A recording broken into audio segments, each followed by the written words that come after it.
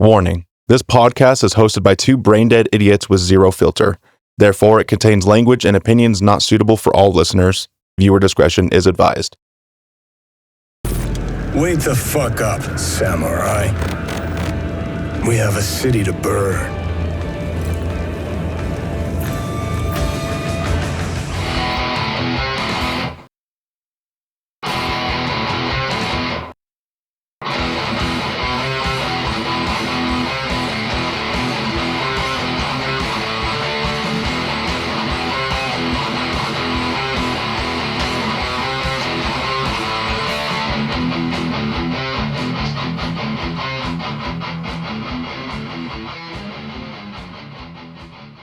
Hello, everybody. Welcome back to Cyberpunk 2077, a podcast where we talk about all things sci-fi and fantasy.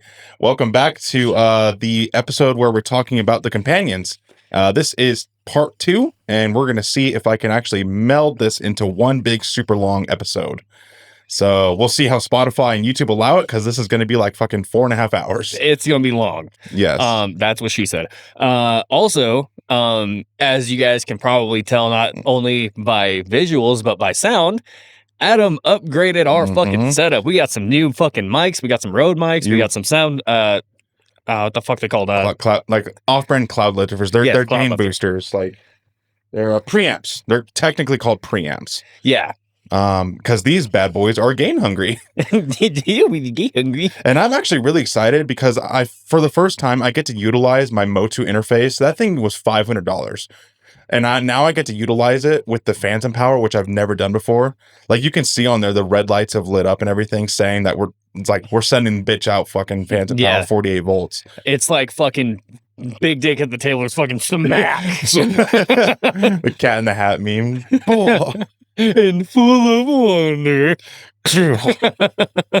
But yeah, so last we left off, Hunter covered River Ward, and I covered Johnny Silverhand. So now he is going to cover whichever character he wants to do next. I'll finish off with Kerry Uridine, and then he'll top it off with his second character. He's doing 3, I'm doing 2. Yeah.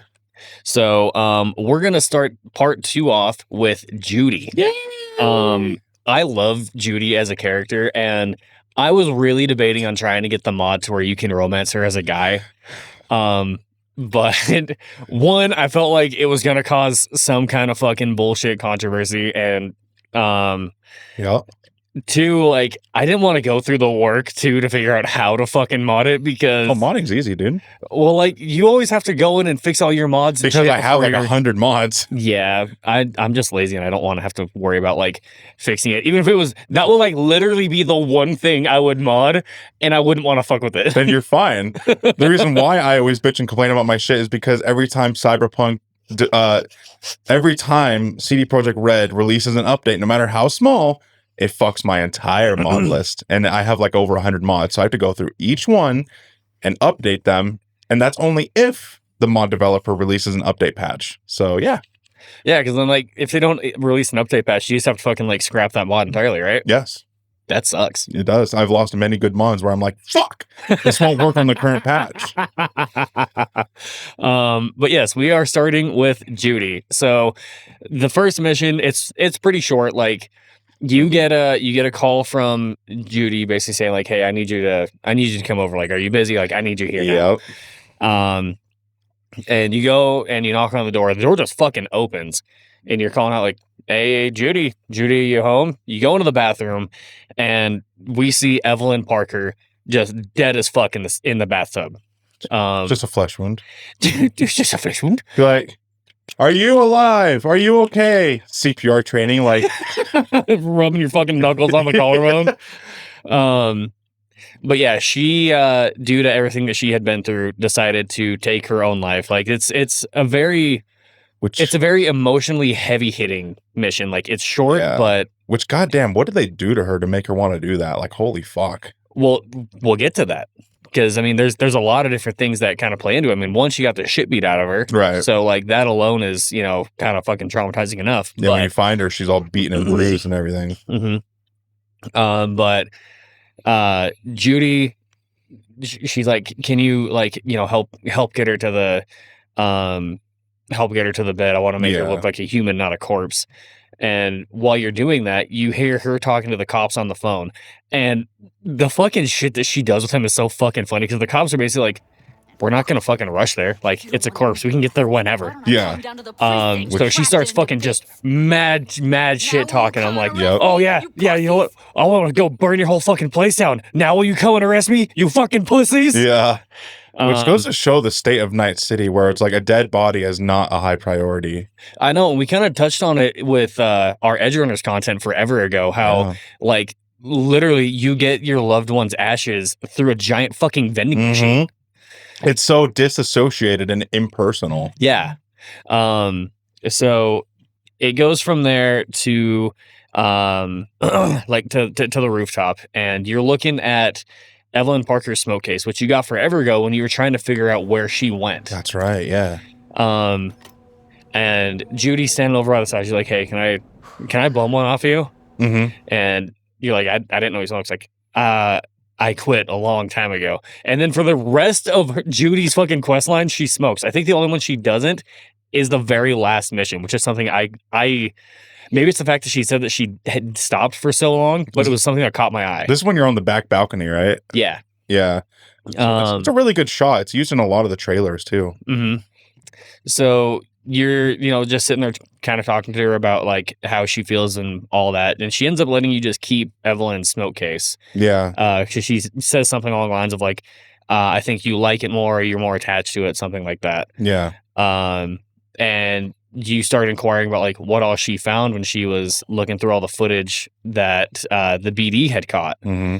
And we find out that there was footage that she found of Forrest taking advantage of Evelyn. Yeah. Like she got raped a lot, which was probably why she ended up just saying, fuck this. Yeah. That's that bald guy that we, you can either spare or kill, right? That in like one of the first missions that we did. Oh, we're getting to it. Okay. I'm refreshing my memory. Yeah. But yeah, like he's the like manager at Clouds that you can talk to. Yeah.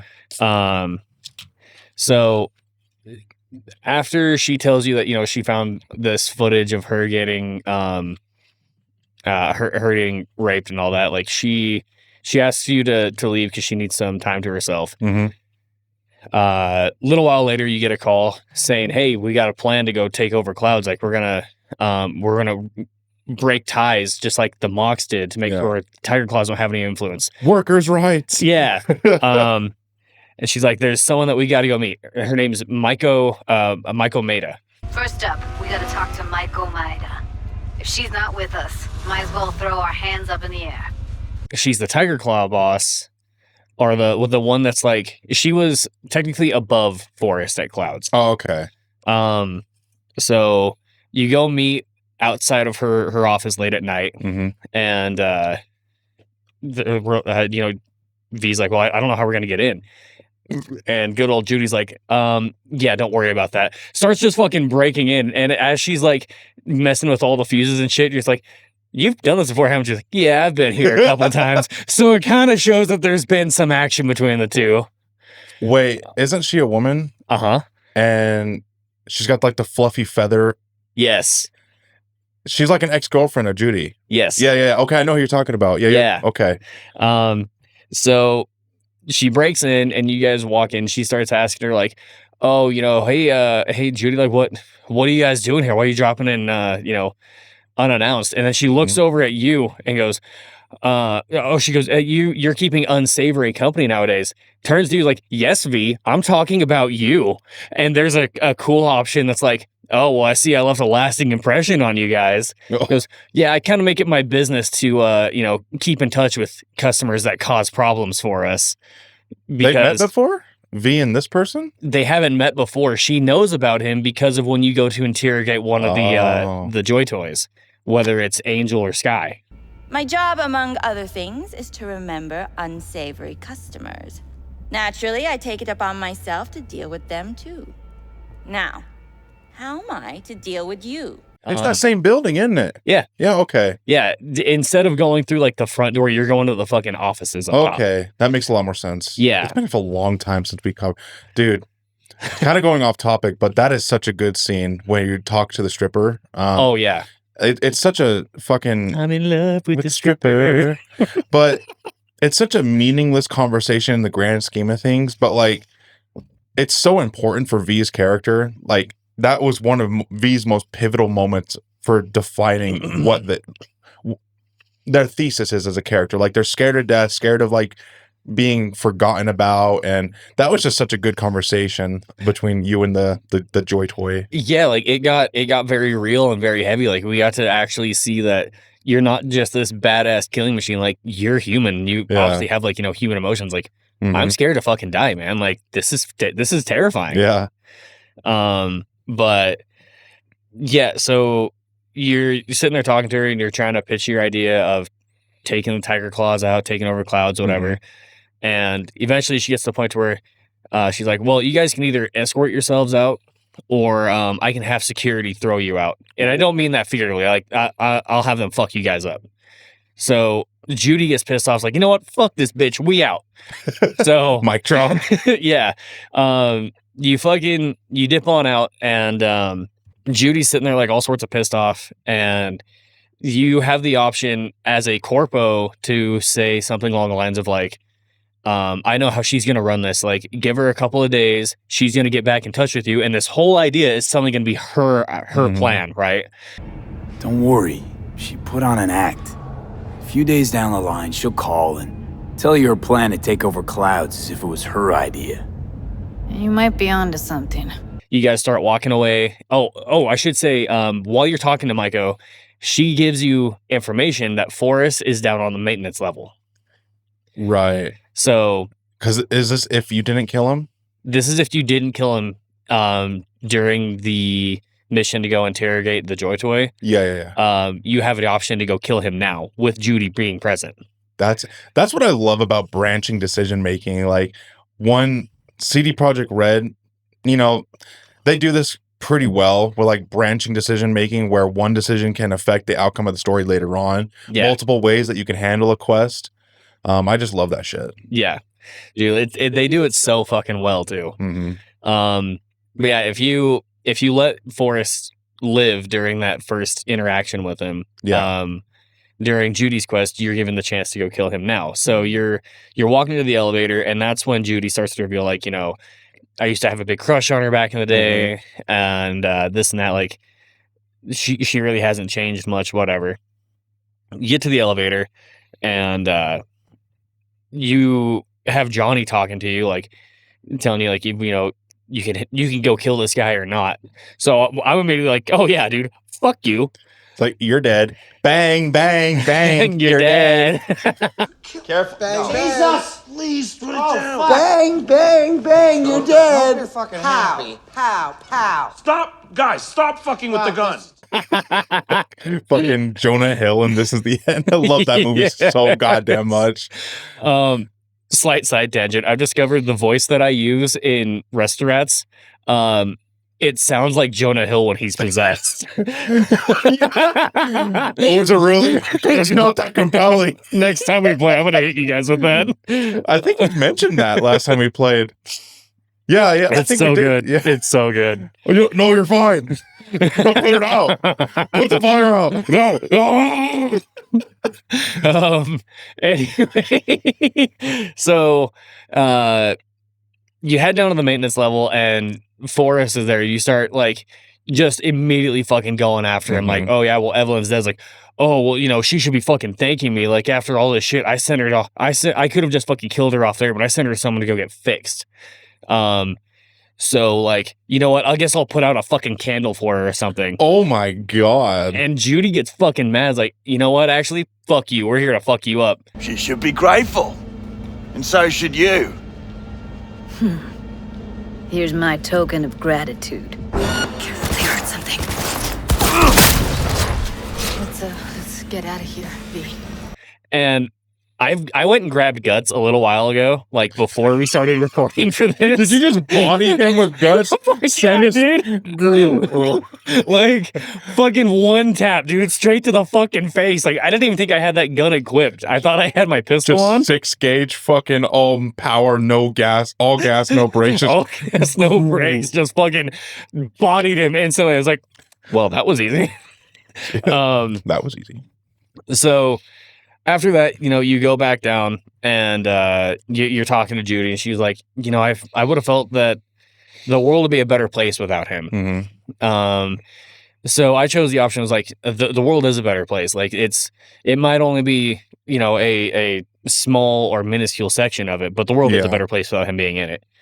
And you get down below, and she starts talking to you about being upset with how everything went down with Maiko, and she was like, empathy. You think she's gonna have empathy? You know how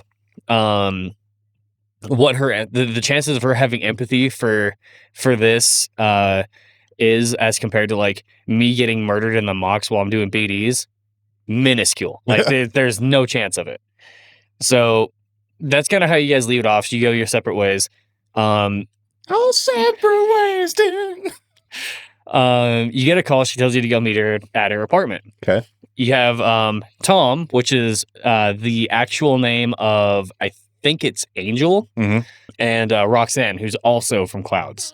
It's basically just trying to come up with a game plan to be able to actually take out all the tiger claws and shit at Clouds. Yeah. And while you're getting ready to start talking, here comes fucking Maiko making some comment about, oh, you're never going to get the stench of that corpse out. You'll never get rid of the stench of the corpse. You drop a lot of them, don't you? What's your secret? Oh, hey, just gaslighting her. Oh, fuck yeah, dude. She starts talking shit to you like, yeah, you're pretty good at making a large amount of them, aren't you? Like something along those lines. I'm like, fuck you, bitch. Do you want to be pile number 2? Right? You want me to fucking add to that count? Yeah. Tom and Roxanne have been fitted with like basically modifications to their Joy Toy capability that allows them to fight instead. It's something that Judy had programmed, and like as soon as they detect a threat, they're just fucking boom. Like they don't have to think about it. It's just instant. That's a Matrix level fucking programming. Yeah. It's like a fight or flight program that'll take over for like a last resort, kind of like will save your life in those moments that you need it. Yep. I mean, they can activate them, but it also has a protocol that as soon as the threat's detected, like they're gonna go fucking throwing hands. Yeah. And once it's activated, there's no way to stop it. I know kung fu. Guns. Lots of guns. Unless it's that last movie. There's no guns. Right. Maiko's like, well, we need to see a demonstration. So Tom activates his, and he throws these big-ass butcher knives into the wall. She goes, no, I need to see it against someone that can actually fight back. Hey, V, you're pretty capable, right? And you're like, all right, I guess I'll fucking body the Joy Toy. You get fucking one punch in, and then Tom just fucking flips your shit, throws your ass onto the couch. You're like, what the fuck? Fucking Judy runs over like, oh my God, are you okay? It's like, yeah, it's fine. I guess we know what works now. Yeah. It works. So you start going over the plan, and Maiko immediately shoots it down. It's like, taking out the tiger claws, like the ones that are there, that's not going to do anything. They're just going to send more guards, and they're going to kill whoever was part of it. Right. You need to go after the head honcho. You need to go after Hiromi. Yeah. So she's saying like, you can go confront him at his suite at this one building, hit him at his house where he's not going to be expecting it. Yeah. To really like show power. It's supposed to be kind of a power play sort of deal. Yeah. At his apartment, H8 Mega Tower, topmost floor. It's a penthouse. Almost never steps outside its glass walls. You agree like, okay, yeah, sure, like we can do that. I think that'll work. Everyone starts getting up to leave, and it's just you and Judy. You go to stand up, and once again, because with every companion quest, it has to happen, Relic kicks your ass. Yep. It's like, yeah, Johnny. you start like getting ready to pass out, and you fucking sit back on the couch. Johnny, don't let me go. Apparently, in order to romance her, I looked this up.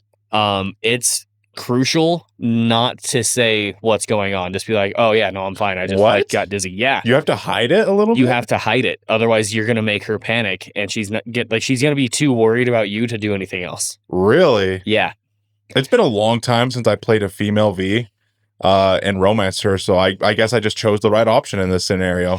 Yeah, no, because like I've always done that too, but when I was like, I had guides pulled up just to make sure I would do everything right to get all the footage. Are you're female V right now? No, I'm a male. Oh, that's right. Yeah.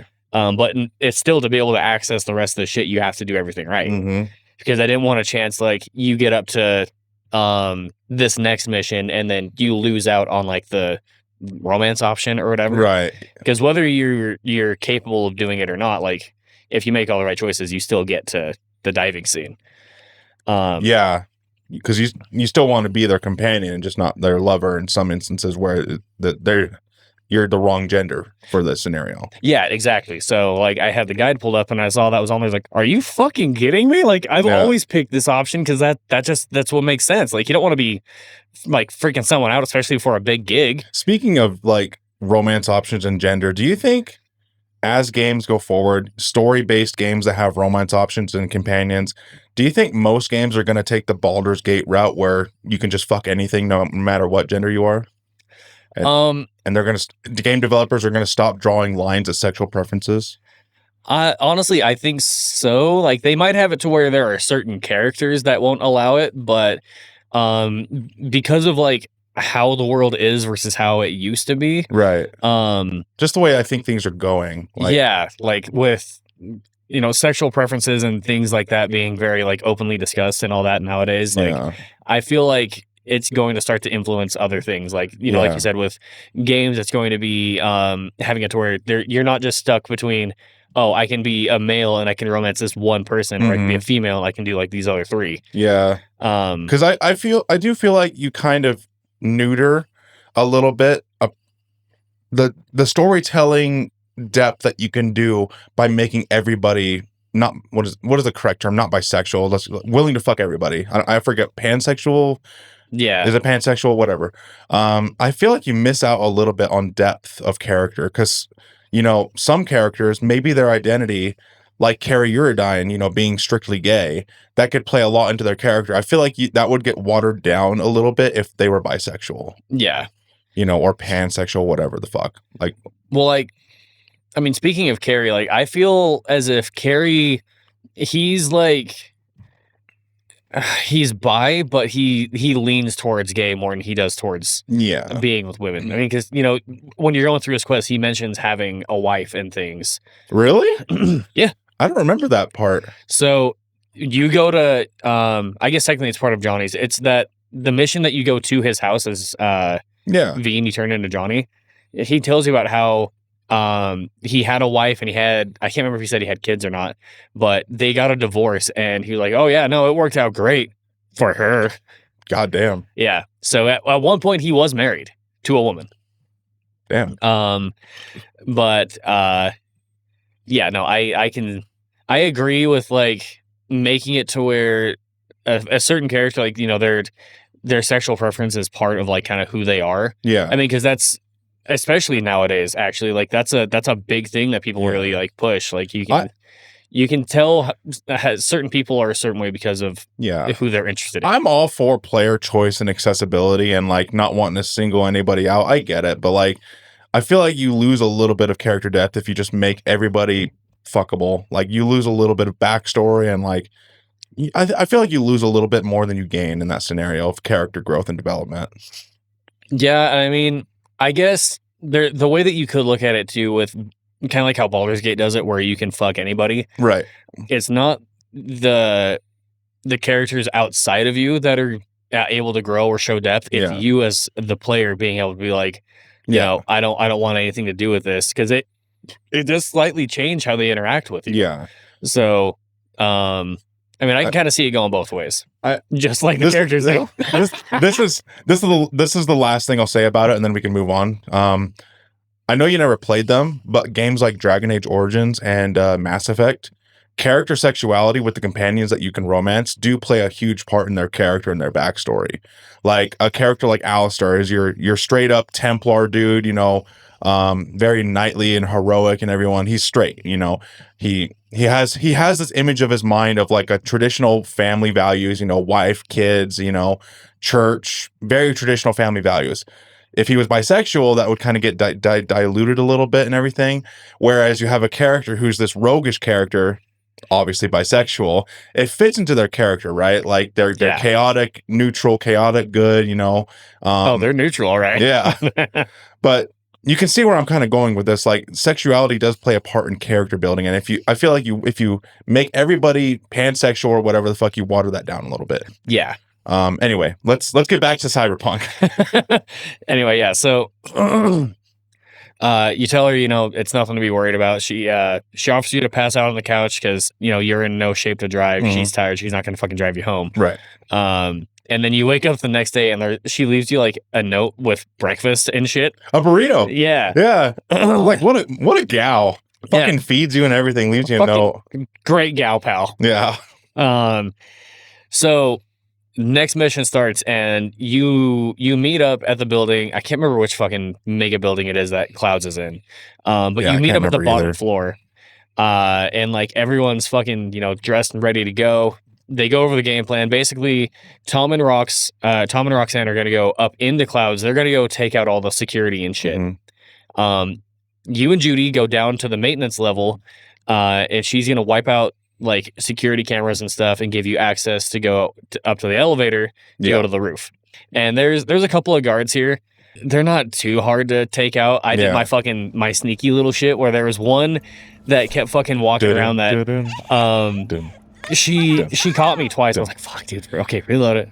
Because I wanted to get the fucking kill on her. I used a quick hack to fucking distract her, and then I popped it behind her like, oh, I think someone's there's someone prowling around out here.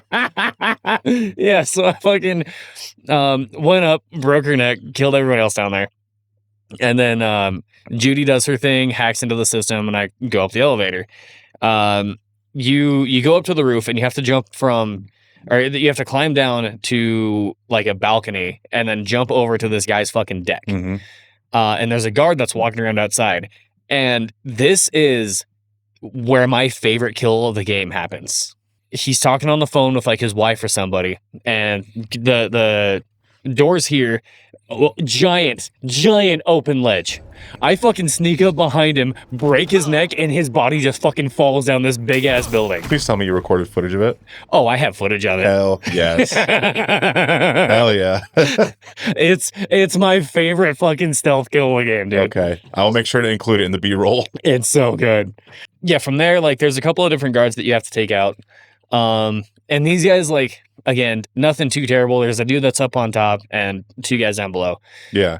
You wipe them out and you go to I don't know, it's like a lounge area up top where there's not only Hiromi, there's two other guys. Right. And I can't remember their names. They're like other big Tiger Claw heavy hitters. And you get there, you're like, what the fuck? And Michael's like, oh, well, this is... I remember this scene. Yeah, these are, these guys, these are the guys that we really need to put pressure on. Yeah, this is like the inner circle. Yeah, and even Judy's like, what the fuck is happening here? So you kind of have to let it play out a little bit. She brings them to, and Maiko's whole fucking plan, basically sweet talk her way into taking control. It's like, oh, well, clearly Hiromi's not doing anything. Look at this. And she turns on a video, and it's of Tom and Roxanne in Clouds. All the fucking Tiger Claws are like dead at their feet. Yeah. It's like, see, under his watch, this is what happens. Yeah, she's trying to pull a bait and switch. She pretended to be on your side a little bit just so she can sneak in and grab power. Exactly. So I don't remember exactly what it is that you say, but it's something along the lines of like, hey, this wasn't the plan. And so the bigger the two like extra guys, they're like, oh, well, I see not everything is agreed to. Starts a fight, you kill all three of them, and then Maiko is fucking pissed. Yeah. So in order to continue the romance option, you have to kill Maiko. I think you can actually betray Judy in this scenario, right? You can. Yeah, you can side with fucking, was her name Maiko? Yep. Yeah, you can side with Maiko, and that ends everything with Judy. It's, dude, I have B-roll footage of this too. It's so fucking funny. Like, while Maiko's going on her fucking rant, because again, I used Guts to wipe out these guys. I love that you're using Guts. That's so fucking funny. Dude, Guts is so fucking good. While she's sitting there talking to me about how she's so pissed off and she's gonna fuck me up, I'm literally loading my shotgun. I'm just imagining that. Who's the guy that does a lot of the Shaun of, he's in Shaun of the Dead, right? He's the bigger guy. Oh yeah, it's Hot Fuzz, right? He's like, shame. When I was going through my footage, Shane. like, dude, I didn't even see it. I didn't even realize I did that. I was just getting ready for the next fight. Shane. So yeah, I'm fucking loading the gun right in front of her face. Fight starts, and I just fucking one tap her, like, boom. Like, She's like, oh no. oh no. Oh. Sees you loading the shell. But yeah, so you kill her, and Judy's pretty pissed at you if you kill her, right? Because I think she does have, as much of a bitch as she is and a backstabber, I think she did still have small feelings for her. I think so, but she understands. Like, okay. you can't like leave her alive at this point because she's already trying to start shit in the background. No, I think you can leave her alive, right? It's well, optional. I mean, kill her. That's kind of like the vibe that you get from her after the fact. Yeah. Again, you go talk to her, just wrap things up, and she thanks you for your help. You guys go your separate ways. Yeah. You get an invite from her to go to a dam. I love this fucking scene, man. Dude, it's so fucking cool. You get there, and she's wearing a fucking wetsuit. And the whole plan is for her to test out a way to dual scroll between two different bodies. Yeah. Which I didn't really understand this. It's like brain walking or brain dancing, kind of. Yeah, it's doing a brain dance between two different people. So like, you have to be synchronized and do all this other shit. It's Pacific Rim. You're sharing the link.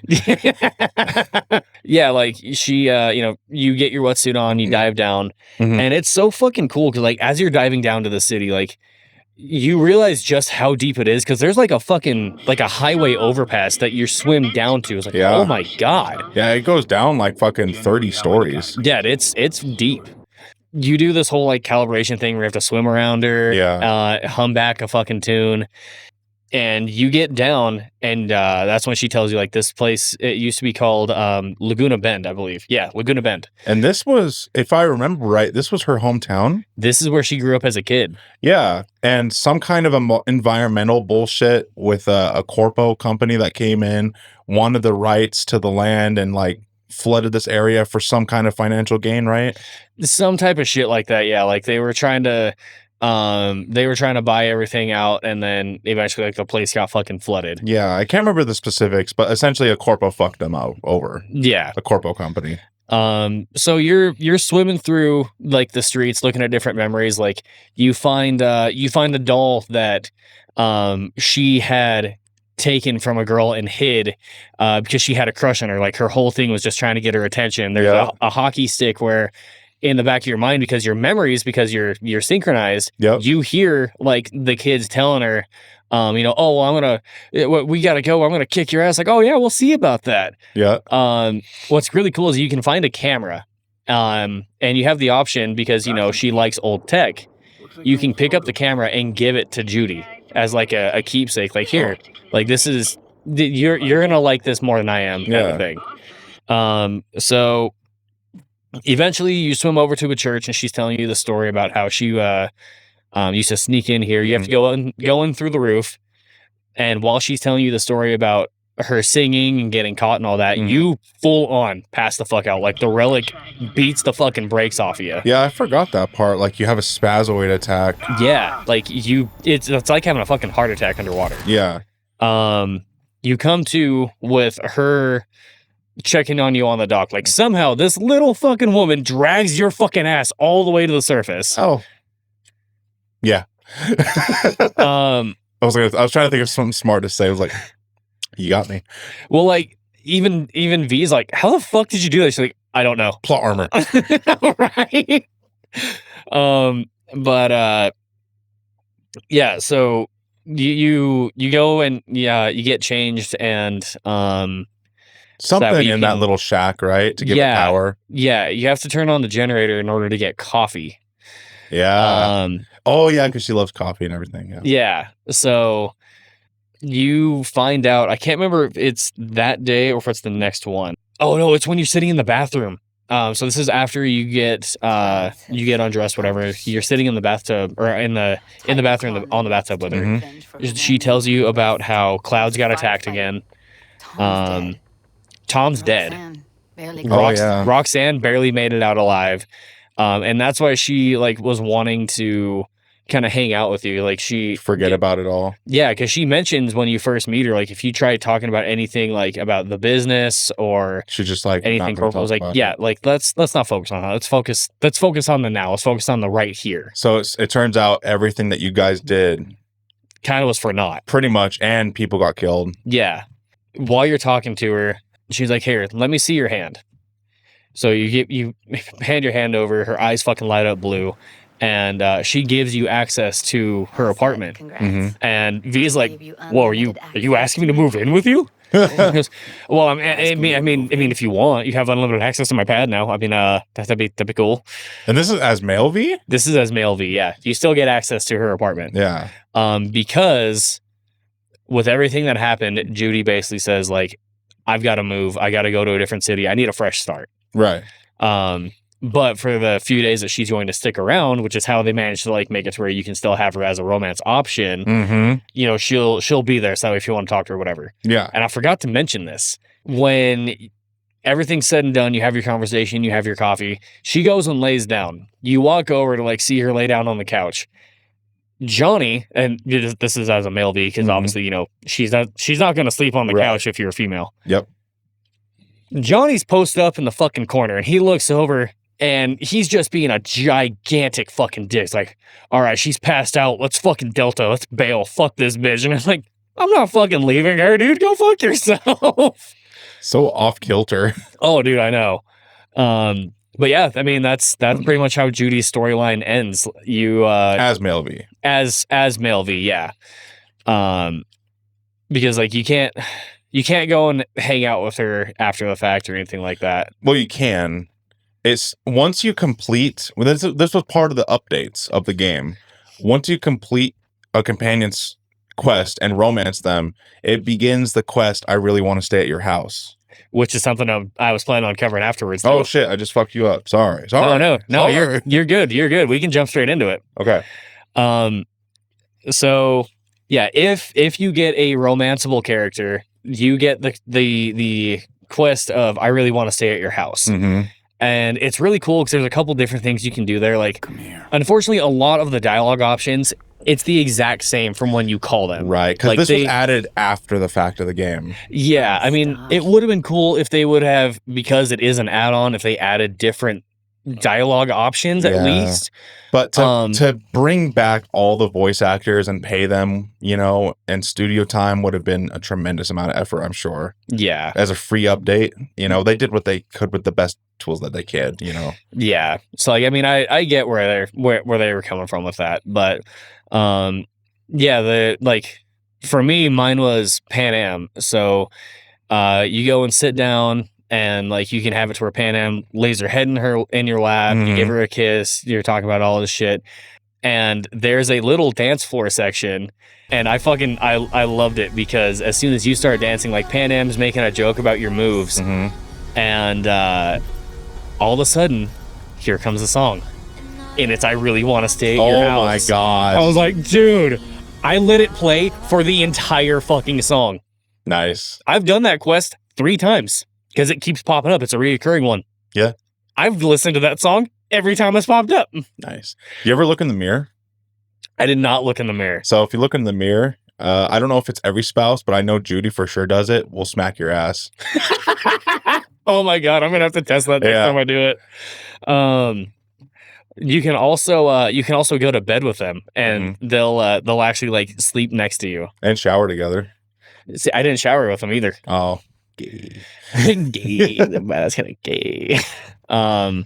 But yeah, like I do like the fact they made it where you can interact with them outside of their romance quests, even if dialogue is more or less the same. Like it was an interesting thing for them to bring in. Yeah. You know, any kind of free content that they add to the game, you know, after the fact, after they've already sold, after they've already made their money, is fucking extra credit, right? Icing on the cake. Yeah. And this was part of the 2.0 slew of updates where they really fucking made this game come to its own. And they added a lot of shit that they didn't have to do. But it was just like, that's fucking good on you. You know you fucked up with the release of the game, and you did everything you possibly could to like make a comeback story of the fucking ages. I know. Now, like, for those of us who have played Cyberpunk and those of us who watched Edge Runners, we're like, dude, we're getting a number 2 of both. We're getting a second Cyberpunk game. We're getting another season of Edge Runners. Like, fucking hell yeah, bro. Let's go. I don't know why my chat notification went off. I'm like, I'm not streaming. I know. That was so weird. I was like, did I accidentally hit stream? And this whole time we've been talking in my Twitch chat. Dude, Holy shit. Great. They're like getting to watch us do this shit live. I've thought about doing that as a one-off episode or every once in a while, just doing a live event. Oh, dude, you know what would be cool? We could do that for Tavern Talks. Because that would make it to where the community can talk to us about our random events. Damn, why you got to come up with good ideas like that? Anyway, so I believe that's the end of the quest now. Yeah. So that's the end of that quest line. To talk. I know, my jaw gets to fucking relax for a bit. It sucks, doesn't it? Like having to talk for like yabbering, your mouth gets sore. And you're just like, please bail me out. Say something. Kevin, do something right. Do something right. Do something. Oh goddamn! I'm out of beer. Can you grab me a beer? You're like, yeah. Can you grab me 2 so I don't fucking bother you? Yeah, but then I drank it. Well, you were yabbering your mouth off. Fucking fine, dude. Jesus, I won't do my job then. Thanks, dog. Anyway, so that concludes Judy's. You got me 2? Oh my god! I'm getting you loaded up, dog. What a guy. Anyway, that concludes Judy's quest. Judy, I love her character, and I love how her basically what she wants and her goals and her needs coincide with the best ending, in my opinion, the Alderacado's ending. Yeah. Like, for me personally, and for a lot of people, that's the canon ending, is you go with the Alderacados and you can bring Judy with.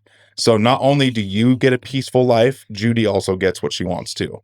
That's interesting. I've done that ending once. I didn't remember that you get to take Judy with you. Yeah.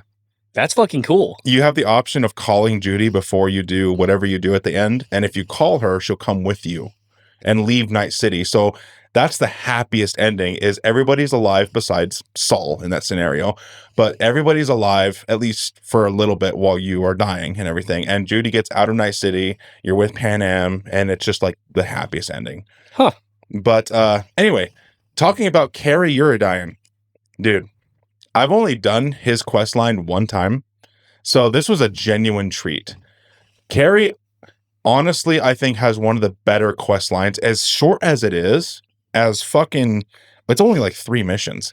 And well, that's because, we discussed this last time, like, they blend Johnny and Kerry's first, like, the last couple of Johnnies and the first couple of Kerrys are one step. Yeah, so there's a little bit of overlap, but for as short of a time that you have with him, dude, I love this so much.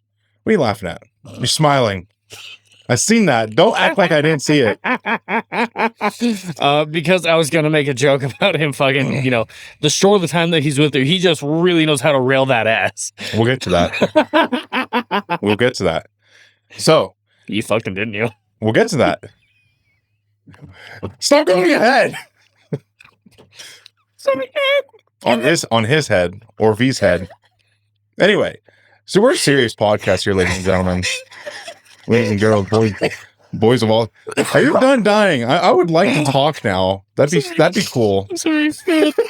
Anyway, so after the concert is where I left off, right? You have your little concert at that dive bar, I think the Caliente, where Samurai gets to play one last time.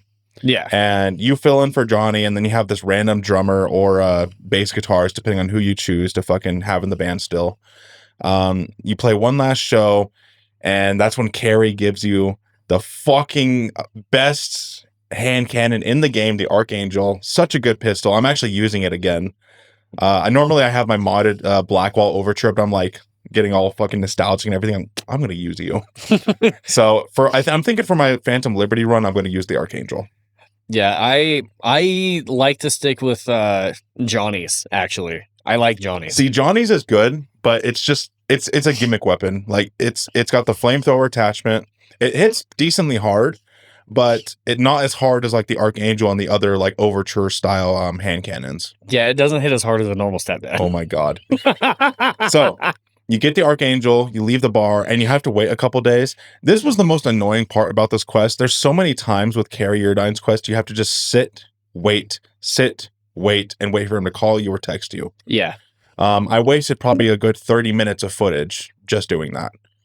So that was a pain in the ass. But anyway, you wait for him to call you, and he's like, hey, V, I need your help with something. I'll come pick you up. And that's when you go to this random location. He picks you up in this beater ass fucking piece of shit car. Yeah, dude, he had to have stolen that shit because we saw his supercar outside of his fucking house. Yeah. And you hop in, he's like, all right, V, you ready for this? And V's like, wait, what are we doing? What's going on? Us cracks. These fucking K-pop stars are stealing my song. They're gonna do a cover of my fucking song for their USA tour.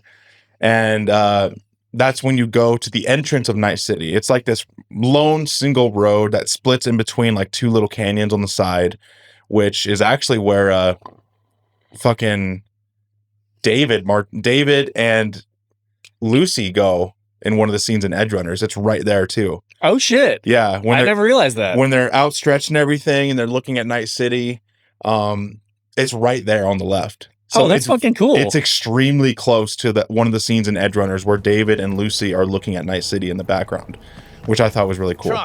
But anyway, you go to the entrance of Night City and you go and plant some explosives, and what your goal is, you're going to sabotage one of the fucking vans that belongs to the Us Cracks band tour group in the hopes of canceling their tour.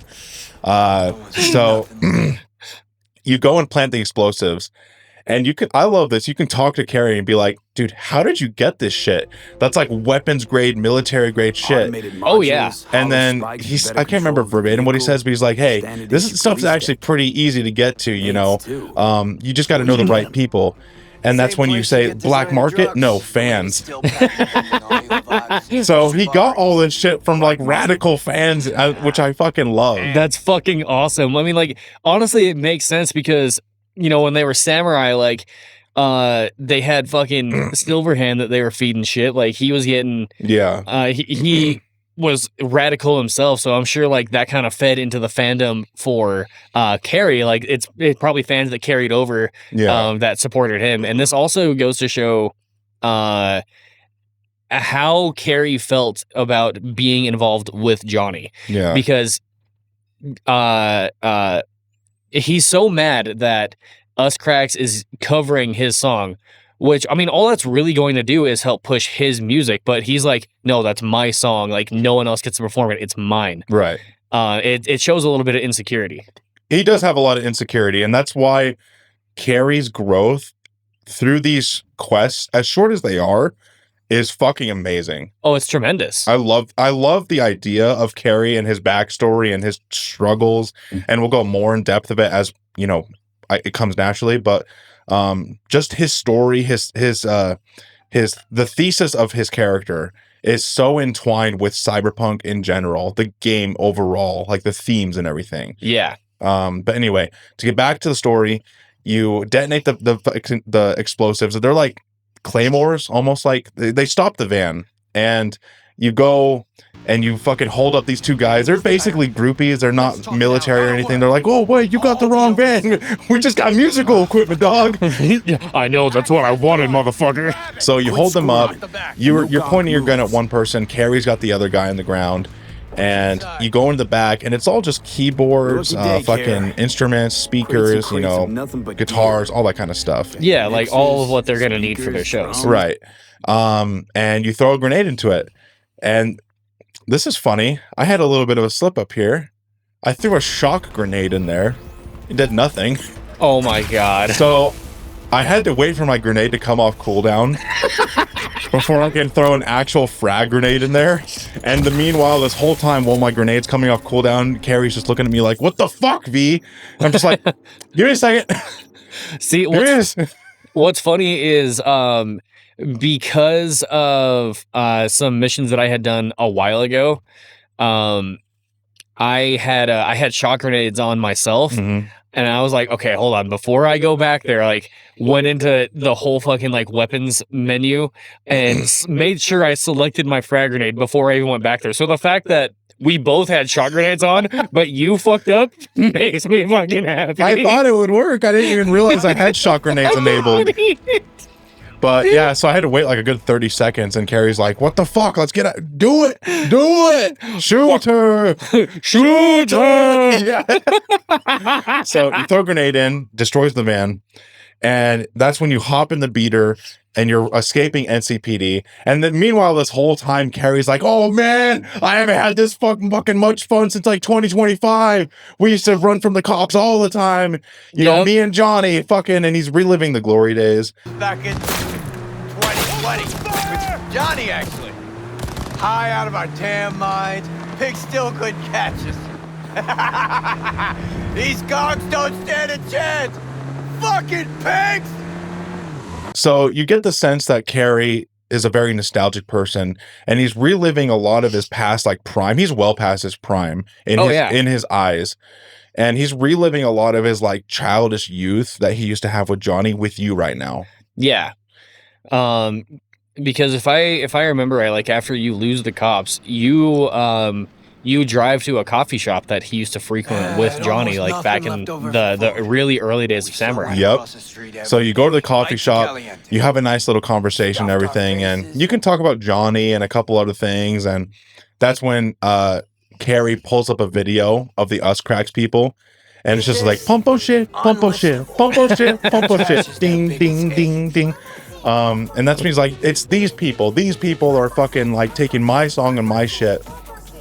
And you know, you have a nice chance to reminisce and everything. I hate how he orders a coffee and he doesn't take a single drink from it. Dude, I noticed that too. Like, when I did my fucking playthrough with it, like after, you know, conversation said and done and the mission ends, before I stand up, I was like, I'm gonna at least take a fucking drink from my cup. Like, right.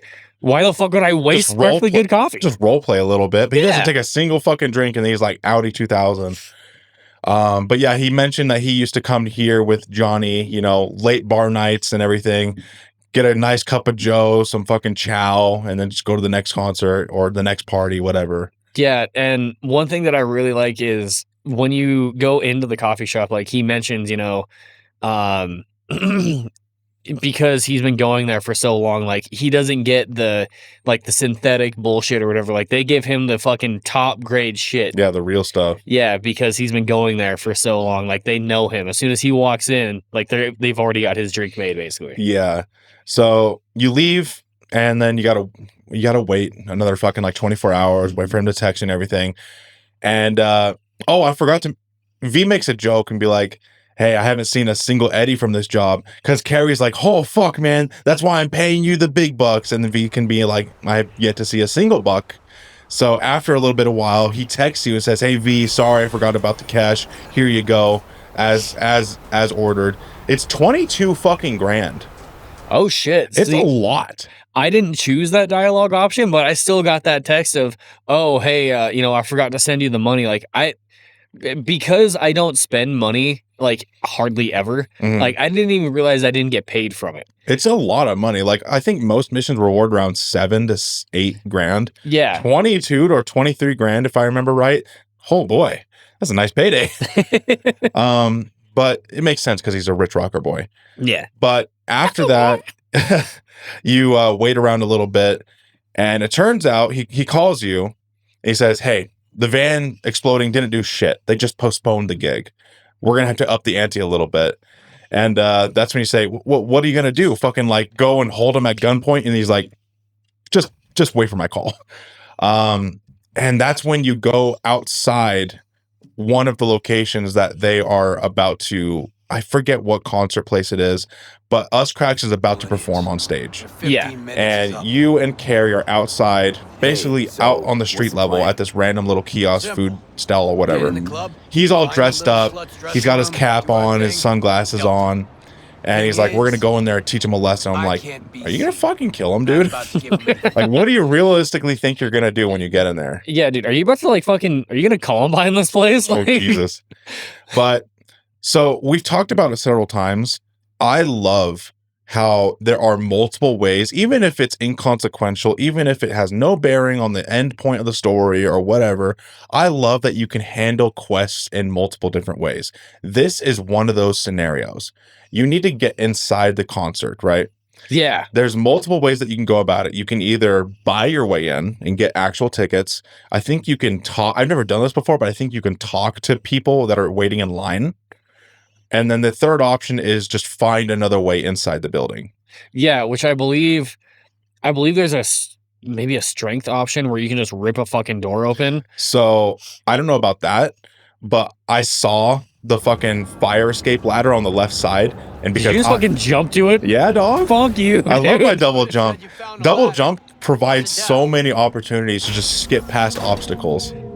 Yeah, I hacked my way through a door to get in. It's like, okay, then that's another way. Yeah. So like, both of our playstyles are getting rewarded somehow. You hack, and I just like boing, boing, you know, boing. I'm like the fucking. I'm as Ned from the Holland Spider-Man movies. I'm the guy in the chair. Meanwhile, you're just fucking Marioing your shit around. It's like, it's me. I'm Mario. Oh, fuck you. Yeah, pretty much. So I jump on top of the fire escape, and Kerry's like, "Hey, you want to drop that fire ladder for me?" So you do that, so he can get up, right? And you go backstage and everything. There's some conversations about, you know, groupies and everything. One of the guys is like, why is this all written in fucking Chinese? I can't understand this. And all the musical equipment that's there. And then you eventually meet the Us Cracks girls. You go backstage. Kerry's full on pulling his iron out. You sit down and you can choose to be like, hey, let's just talk this out. You agree to our terms and everything. We'll be out of here lickety split. And as you're talking and as Kerry's getting all fired up, you're like, your fucking song. You know what? A lot of people have said it, but you guys actually did it. You killed fucking metal. You killed rock. You killed rock. And that's when the Us Cracks girls are like, hey, you got this all wrong. We're actually huge fucking fans of you. Yeah. And wait, I thought we had a deal. And that's when the whole thing starts to unravel. Like, wait, what deal are you talking about? Well, yeah, our producers made a deal with your producers that we would co-write and co-play this song that you did and kind of cover it. So it was a deal made behind closed doors of Kerry's fucking label, Kerry's label, and then the Us Cracks label, making a deal behind each other's backs without them even knowing. Yeah, and I mean, I can't confirm it, but honestly, like, I wouldn't be surprised if shit like that actually happens, especially with. Oh, I'm sure it does. I mean, you see these weird fucking combinations. Like, first one that comes to mind for me is I can't really remember if it was Tech Nine or DMX. It was one of the two that did a song with Five Finger Death Punch. Like, two totally different genre artists coming in. I'm like, what the fuck? So I'm not too familiar with music, but basically it's called a record label agency, right? Yeah. Okay, so when you sign with a record label agency, they basically fucking own you. Pretty much, yeah. And in Cyberpunk, in the world of Cyberpunk, that's taken to even new extremes. Yeah, like the corpos, if you work for them, like they run your shit. And Kerry did sign with a corpo record label agency. Yeah, he signed with MSM. Yes. So when you sign with an agency, they'll keep you famous, but you do what they say. Yeah. And they're going to go and make deals behind your back. And you basically, all the agency is removed from you. You're just a puppet, a rich puppet, but you're still a puppet and a slave. Oh, damn, that was juicy. Oh, thank you. Oh, God, you're making me burp now, too. It happened. All right. So things eventually calm down as you guys are conversing and everything. And it turns out Us Cracks is actually a huge fan of Kerry. Yeah. And as things start calming down, Kerry's like, all right, I guess you guys aren't that bad, because they agree to cancel the concert and have a strict talk with their label manager. Yeah. They're going to cancel the tour, cancel the song, and Kerry's like, you guys will lose millions. And one of the I can't remember their names, but one of the Us Cracks girls is like, not as much as they'll lose. Yeah. Which is like, tip of the hat to you, girl. Oh, yeah. Fist pump. But things calm down. And that's when Kerry's like, all right, let's bounce. And the Us Cracks girls are like, wait. Can we get a selfie? Yeah, can we get a picture with you? And I love how quickly Kerry warms up to these girls. It's like fucking endearing. Oh, yeah. So you take a selfie, and I took a pretty good, I don't know if you did, but I took a pretty good fucking selfie. So I took a selfie where I was like, I was in front of all of them, and I was like crouched down doing like something like that. I'm like standing on the counter behind them, and I'm just like,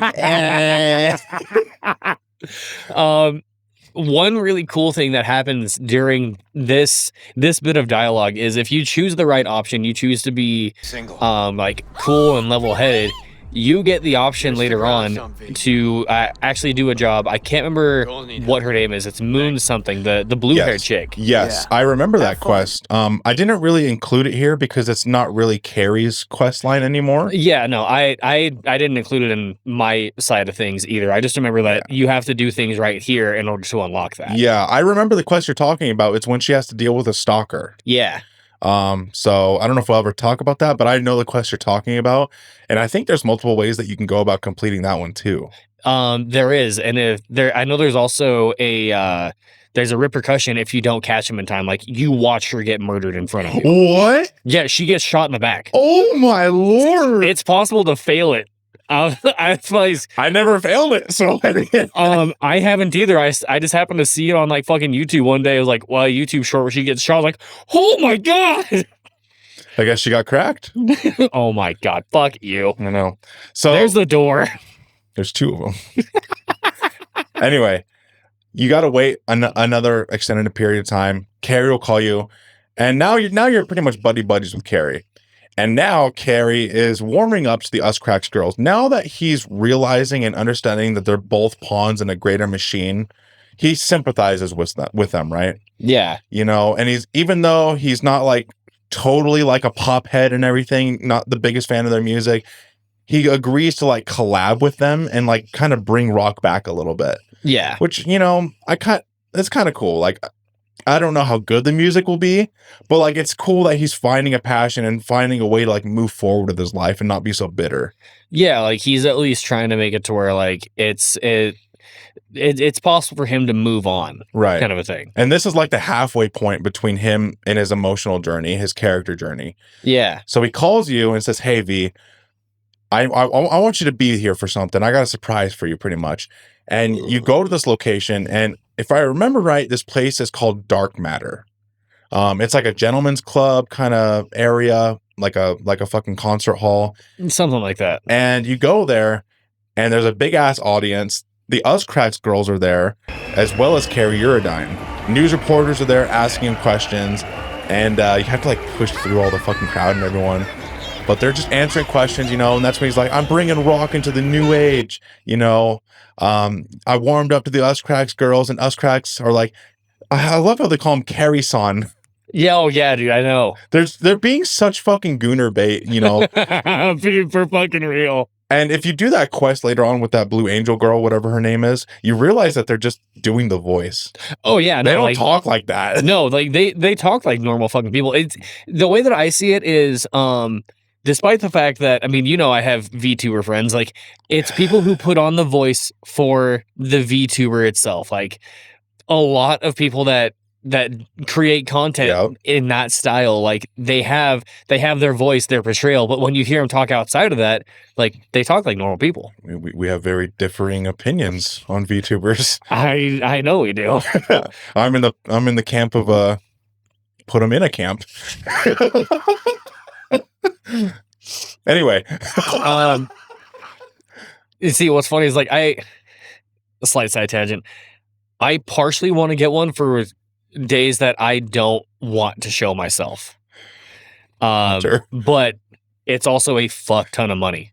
Like, because I'd have to pay one to get my character sheet made, and then to get a decent model, you're looking at $1,000.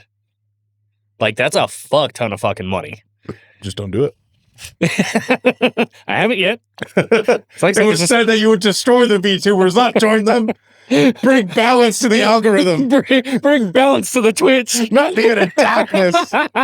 Next thing you know, I'm gonna go over to Hunter's house. He's gonna be having cat ears and fucking ooh. Oh my god, you're gonna come in. Do you know fucking Miku? No. Okay, so you're gonna come in like you haven't heard from me in like weeks. You open up the front door and all you hear from my fucking gamer is just, hey, I'm talking Miku. Please don't. Please don't. For those of you that follow me on Twitch, yeah, I just made that happen. Anyway. So back to the Us Cracks and everything. So they have a little meet and greet, with the audience and everything. News reporters are taking questions and they're asking Kerry Eurodyne, like, what's it? They're asking Us Cracks, what's it like to work with the legendary Kerry Eurodyne? It's like, oh, Kerry's son, such a bad boy, and just like playing up their characters, right, and everything. Oh yeah, even though he's gay, like they play it as like, oh, he's a playboy, he's a wild animal, he's just ready to fuck us out at any moment. But you go to the front, you talk to Kerry, and that's when Kerry's like, hey, come here, V. This is my right hand man. I'm like, fucking hell yeah, Kerry. Oh yeah, dude. He's pretty much in front of all this fucking media, and he's like, hey, there's my boy, dap me up. Yeah. I love how Kerry is not afraid to show that he's friends with you. Yeah. And not let his fame make him so fucking smug. Because there's people like that where, as soon as the cameras are on, they pretend like they don't even know you. So you talk to Kerry, and he brings you backstage. He's like, all right, this is the man that I bring. This is V. He's the one that tells me when I've done enough, right? And you choose to say, one of the news reporters says, hey V, what do you think of Kerry Eurodyne? Yeah, what's it like hanging with a legend kind of a thing? Pretty much. And I chose the safest options, like it's a wild ride. Yeah, I did something like that too. I was like, you never know what you're gonna get into. Yeah, I think the bottom option is like, hey, we got drunk last night and blew up some stuff. I think that's the option. Just fucking throw him under the bus. Yeah. Yeah. No, we just fuck some shit up right now. Yeah. Obviously didn't choose that option. So you go to the side elevator and you go up the way we go until you get to the balcony. Yeah. So this is the balcony. It's like a restaurant area, bar area of dark matter. Dark matter. Yeah, I'm pretty sure it's called dark matter.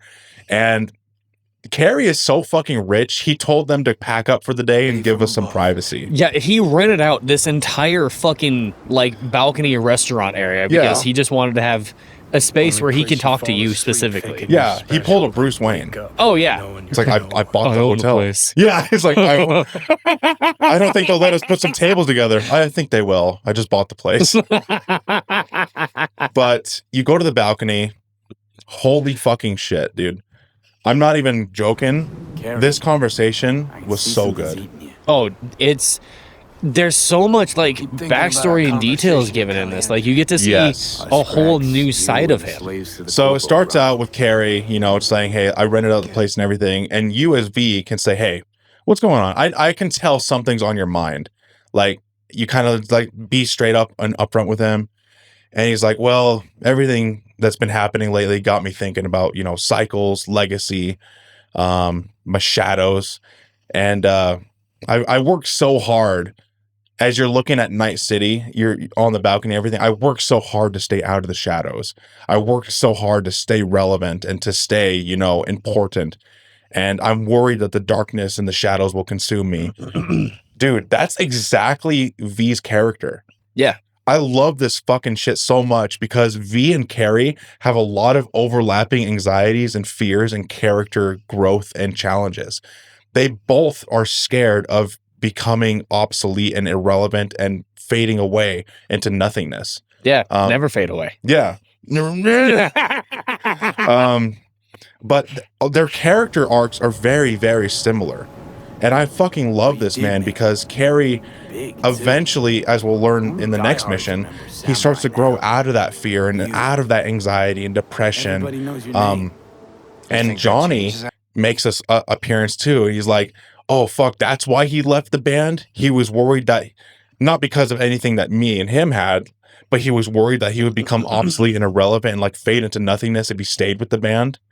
So he went out on his own, became a millionaire, became a rocker boy, but he worked his ass off to stay in the limelight and to stay popular, to stay relevant. You have to make deals with the devil, sign on with a record label agency, fucking kind of sell yourself a little bit to stay relevant. I mean, it's important to remember too. It was the start of Act 2. when we got to like live through Johnny's eyes for the attack on Arasaka Tower, you talk to Kerry and you tell him like, hey man, like do your own thing, leave this fucking band, like do what's best for you. Like Johnny was literally telling him like, if you're gonna basically if you're gonna succeed or make anything of yourself, get the fuck away from us. Like, get the fuck out of here. Like it's like that old group from high school. It's like if you keep hanging around with them, you'll become nothing and just kind of stagnate and become, you know, irrelevant. Yeah, and have to drink mashed potatoes through a straw. Oh God. Pretty much, you're not wrong.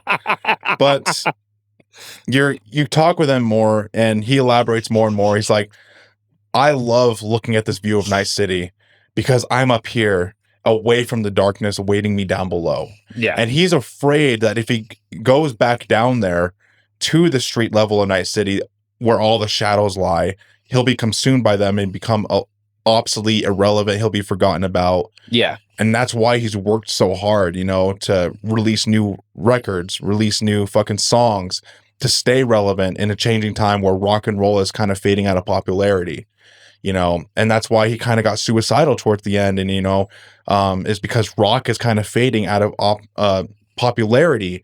And with this Us Cracks collaboration, it's an opportunity for him to like kind of rejuvenate himself a little bit. Yeah. And that's when he starts talking about his fears and everything, and you can lean in for a kiss. I did it. I did. I did too, because I didn't know whether or not you kissed him or not locked you out of his final thing. I can feel no, it doesn't. Is he? See, because then I was also, I can't tell you how fucking paranoid, because by the time I got to Kerry, I already went through Panem. Like, I had fully romanced Panem. I was like, oh god, is this gonna fuck me? Is this gonna fuck me? Because I know, kind of like with Baldur's Gate, if you try to romance two characters at once, whoever you full on romance at like the second time or the third time, whatever, they take over for like all of your shit. So anytime you get I really want to stay at your house, they take over that quest. Right. They're the ones contacting you. So I'm like, did I just fucking murder my chance to like hang out with Panem?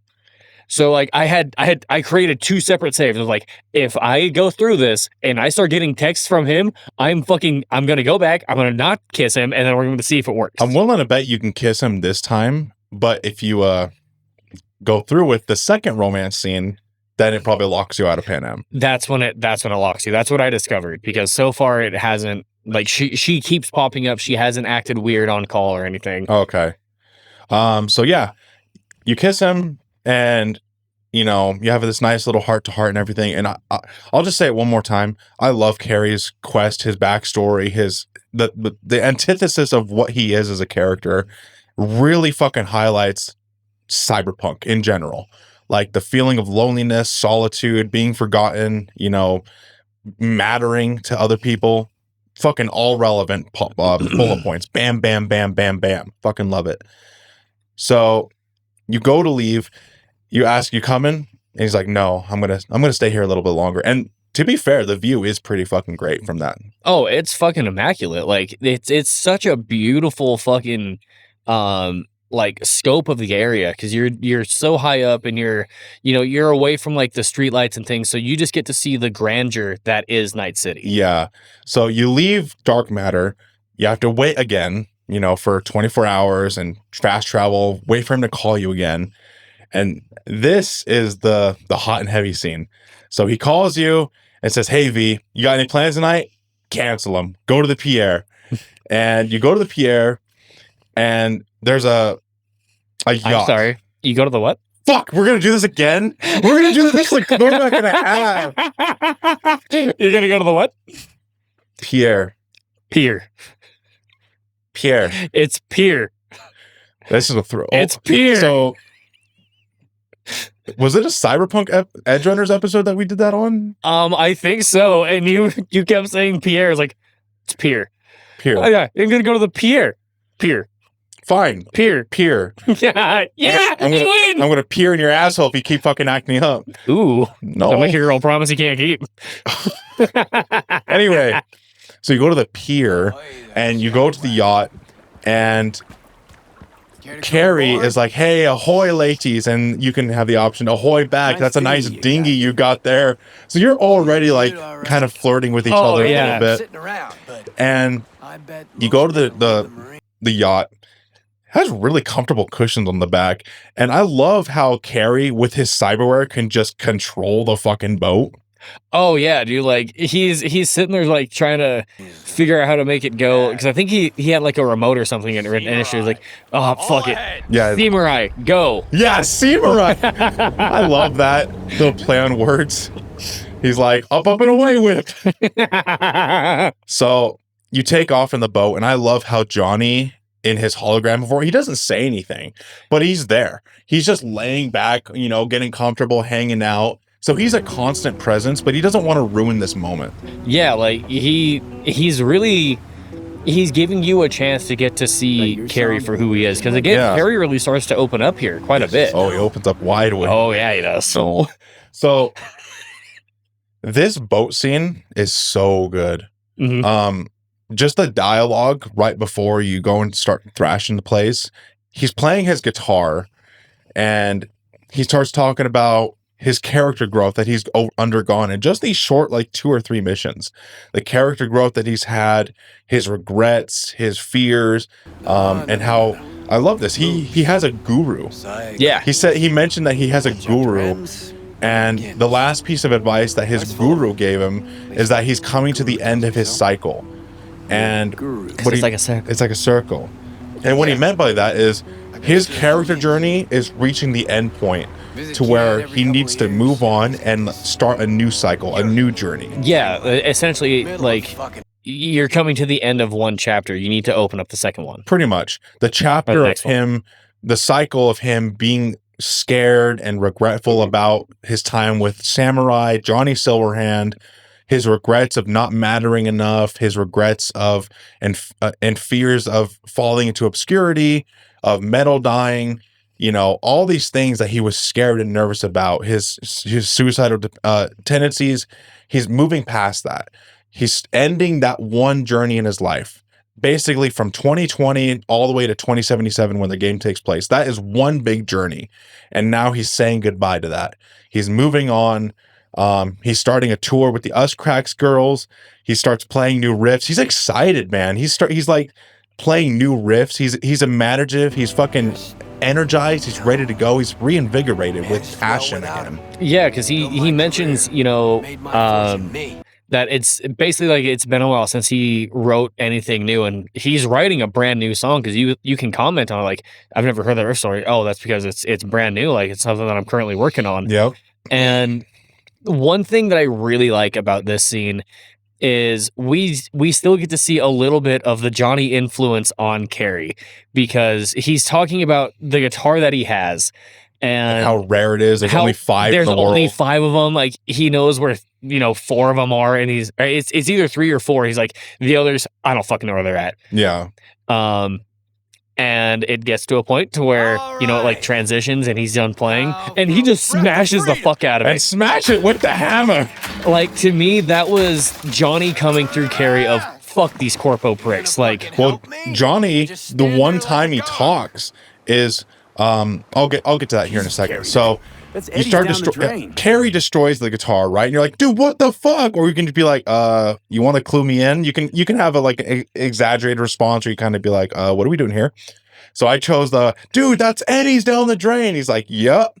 You think I would take you on my boat? And you're talking, it's like, whose fucking boat is this? And it turns out it's his dipshit agent, LB Kovacek. That Kovacek. And when we were remembering, and when I was trying to remember the name of this agent, it's basically Kerry's record label agent, the one that fucked him over with the Us Cracks deal in the first place. Yeah, which is why he wants to fuck this shit up. I don't know why, but when I was trying to remember the name of this guy, I kept thinking of Gorbachev. Fucking that's the leader of the USSR during the fucking Cold War. Oh my god. Gorbachev. Mr. Gorbachev, tear down this wall. Tear down this wall. Fucking Ronald Reagan. I was thinking of Gorbachev. No, but it's Kovacic, not Gorbachev. You fucking moron. But yeah, so this yacht is owned by Kovacic, his agent that fucked him over. He is the USS Samurai. Yeah. Even though Kerry says, I'm gonna move on, I'm a changed man after tonight. Yeah. It's like when leading up to like New Year's, right? People are like, yeah, I'm gonna do this, I'm gonna do that, I'm gonna change for the better after tonight. Yeah, exactly. So yeah, you go into the main cabin and everything, you start thrashing everything, and you start destroying coffee makers, paintings, and you're just trashing the whole fucking place. And if you're playing Melvi, you have an option here. I'm getting fucked in the ass. No, you fuck Kerry in the ass. So I love. Why would I say I love this? I find it entertaining that as soon as you choose the romance option, and within like 10 seconds of you guys getting steamy, Kerry's just like, dude, Kerry is a fucking sub. Well, dude, he's a fucking bottom and a half. Dude, he fucking places himself on the couch like, please, dude, please, sir, may I have some more? Oh, Jesus fucking Christ. So, Kerry's the sub. You guys have sex on the yacht if you're a Melvi, or if you choose not to go through with it. But there's fire and flames that start erupting around you. You guys are still having sex, and there's fucking Molotov cocktails going off, fire ensues and everything. Eventually, you guys got to dip out of Dodge. I love this. You guys are naked and you're jumping off the side of the boat, which I didn't know that happened, because every time I've done this, the one time I did, actually, I was a female V. So you guys are fully clothed, obviously, in that scenario. Yeah. But in this situation, you're both buck fucking naked and you jump off the boat. And this is funny. My wife came in as soon as I was recording this, and she noticed you guys go in the water naked. Oh, and you come out fully clothed. You come out with underwear on. So it's like, where did that underwear come from? But I guess they didn't want to, like, I don't know what the reasoning behind this was. You can customize your genitals, you can see tits, you can see dicks, but in cutscenes, they're gone. It's like, let them hang out, brother. Right? Let that shit breathe. I gotta dry this shit off. Yeah.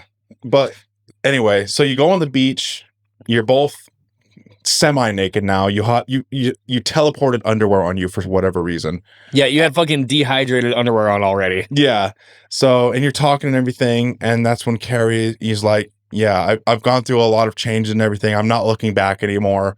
I'm looking forward to the new me. And you have the option to give him a hug. Give him a fucking hug, man.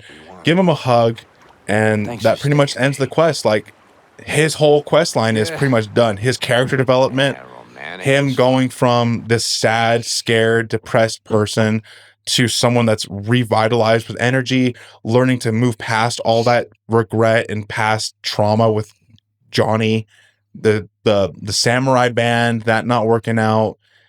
He's moved past all that, and now he's a new version of himself. And he's looking forward to the future, and it's fucking cool, man. Like, it's a very well-written quest line. He's a very well-written character. And one thing that I find interesting that they did with it, between when you fuck him and when you don't, is to start everything lighting on fire. Yeah. If you don't sleep with him, you go to like the entrance to the actual like underside of the boat, right? And there's gasoline that got poured. If I remember right, Kerry's holding a cigarette, and you either have the option to let him flick it, or you get to flick it. I forgot about that. If you play a female V, because I only did it once, and it was like 2 years ago now. Yeah, so like even as a male V, as long as you don't sleep with him, like you get to be the one. Yeah, like you can choose to be the one to be like, you know what, fuck you. You flick the cigarette, and that's when you guys bail. Like, fuck you, Kovacic. Ching. And I love the fact, like, while you guys are sitting there having your chat on the beach, you're like sitting there, you're waiting for the boat to start to sink. He's like, dude, I swear God, if this thing doesn't sink, I'm gonna fucking Do you think I should have added more barrels or even some fucking C6? I love how there's C6. Oh, Like, dude. we got C6 before GTA 6. God damn you. That ends Kerry Eurodyne's quest. Now, send us home, Jack. Last character. Last character and then some bonus. Because Another bonus? I still haven't done this, bitch. What are you doing, dog? It's already an hour and a half. Yeah, you're gonna be fine. This is gonna be like 6 hours. No, the bonus content is All right. short. All right. Anyway, so yes, on to the last one. My favorite fucking one, Panem. Panem Palmer. Um, Palmer, so I barely know her. the first mission, you find out that the Raffins have taken Saul. The Raffin Shiv. Yeah. So you have to go and rescue him. Mm-hmm. And I don't know who gets the drones, but you get to do this like recon drone thing, kind of like get a scope of this compound that Saul and a couple other people have been taken to. Dude, I love this location because as we've talked about it multiple times, I love how the game gives you multiple ways to complete a quest. Yeah. You can obviously go in stealthily or you can go in guns blazing. It's a big ass facility, guards everywhere, security cameras everywhere.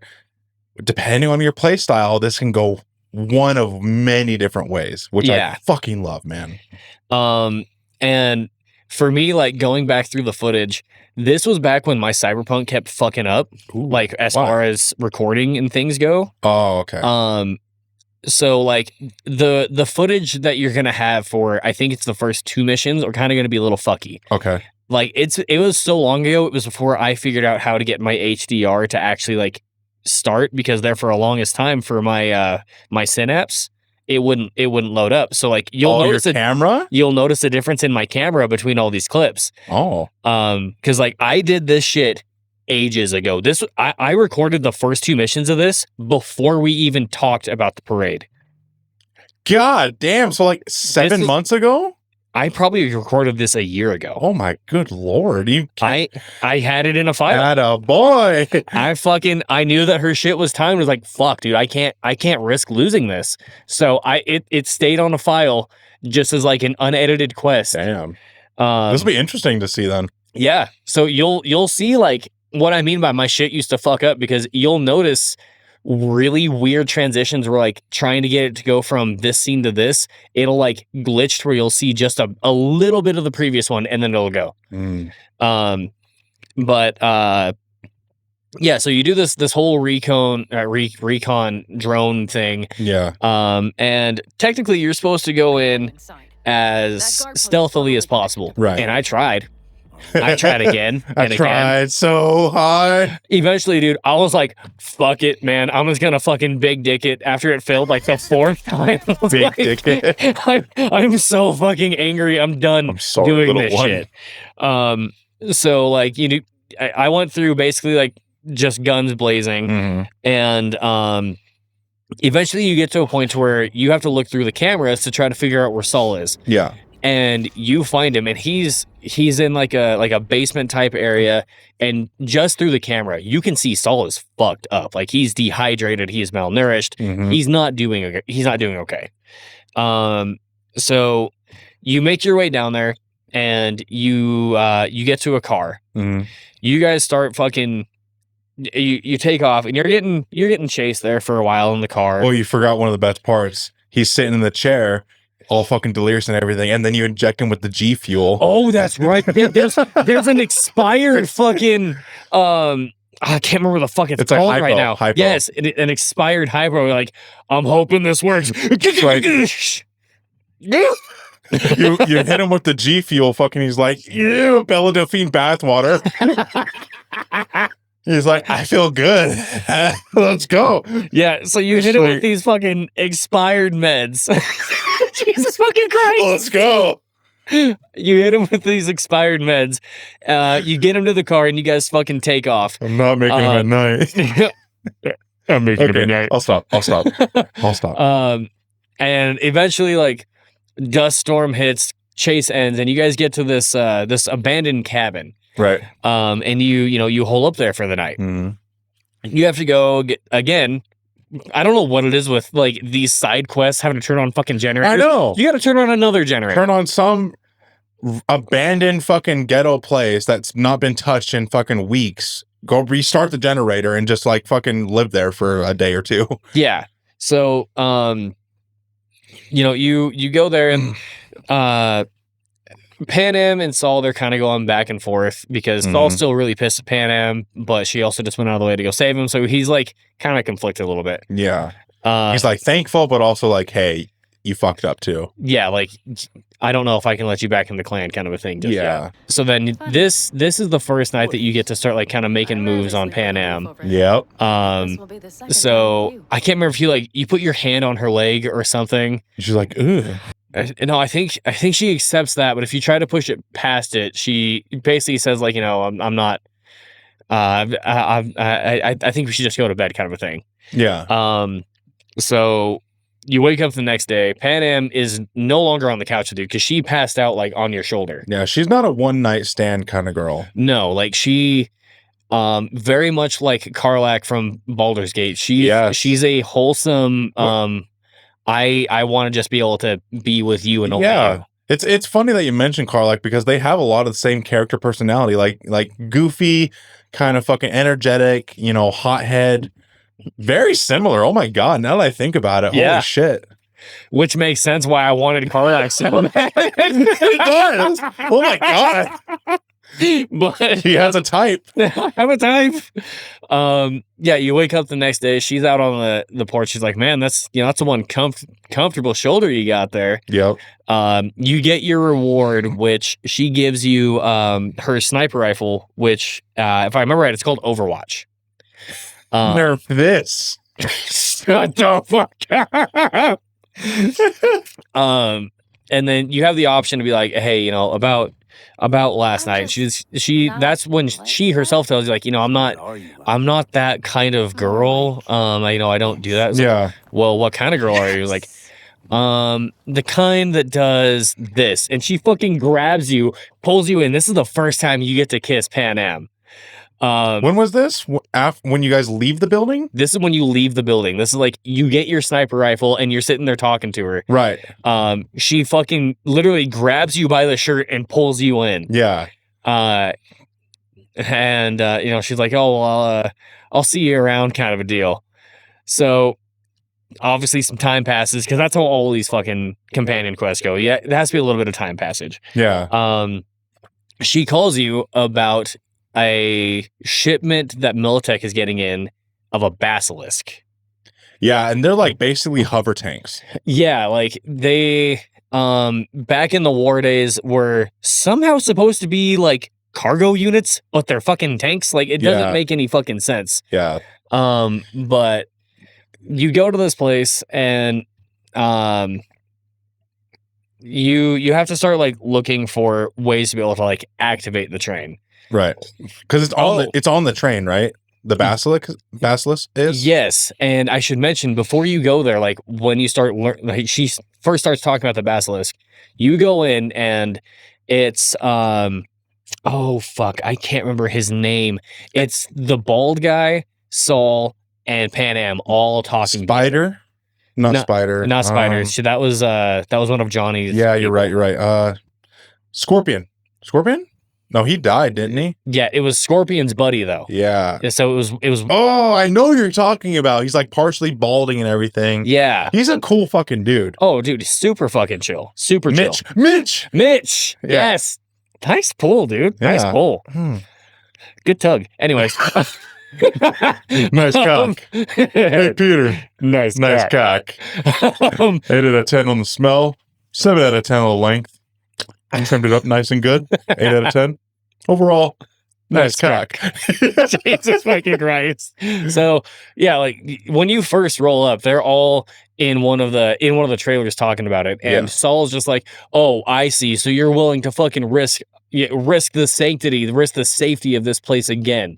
You're putting your wants, your needs in front of the crew, basically. So let's back up just a smidge. Why do we want this basilisk again? Is it to protect the clan from the Shaft and Riv or anyone else that wants to fuck with the clan, like ensure safety? Yeah, it's literally just, here's a basilisk. Like, we would be able to do so much with this. Like, Yeah. it's going to offer us protection, but Pretty Saul much. sees it as it's going to put us on the map. Like, Yeah. Militech, they're not going to just let this go. They're going to come That's fucking right. finding It's a this. Militech piece of equipment. Yeah. Yeah.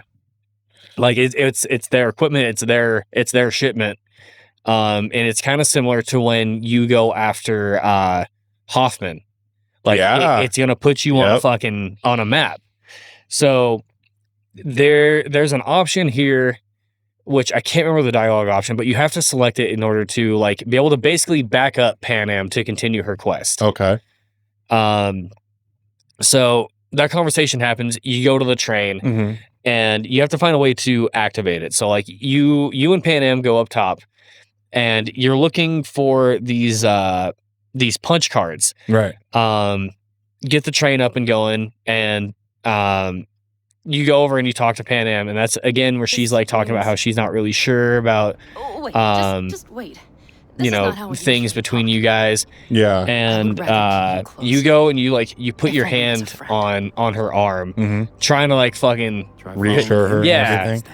Like basically trying to break out of the fucking friend zone almost. Again, she kind of like she shies away, but like you can tell that there's interest there. Yeah. Because she's scared that she's gonna get hurt. Right. Eventually you make your way back down to where everyone else is. They're all by like this little campfire. And while you're there, she mentions that, or it's not even her, it's you. You mentioned that, you know, it's kind of getting cold. Why don't you come in a little closer? Yeah. So you put your arm around her, and you guys are just sitting there talking and bullshitting, and you're looking up at the stars. And she goes, "Yeah, you see that? There's the Big Dipper, and you see that bright star that's off to the off to the left, off to the right, whatever."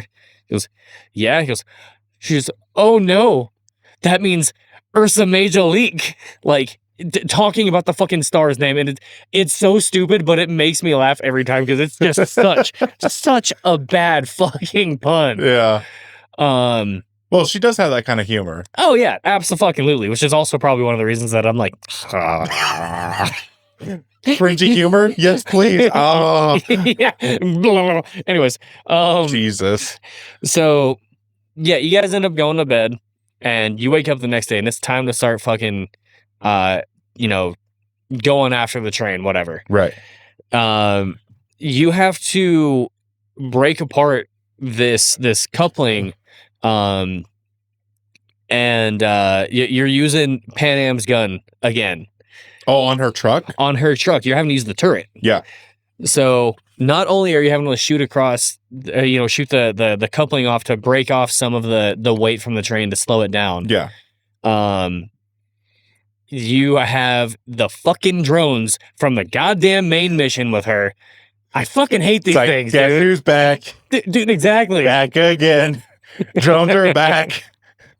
Get fucked, man. Get fucked, man. Get fucked, man. Get fucked, man.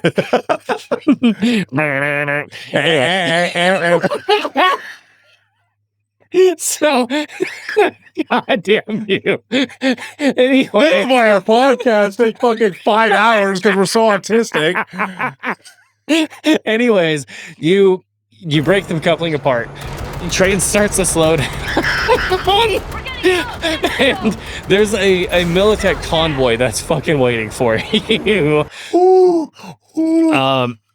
So you gotta go through it and fight these guys. You take the convoy of trucks to back to the Aldecado's fucking place. What? It's been about a year since I played a playthrough where I romanced Panem or did her quest. I do remember one thing. These Militech guys fucking slap. Oh, they fucking they fucking hit hard.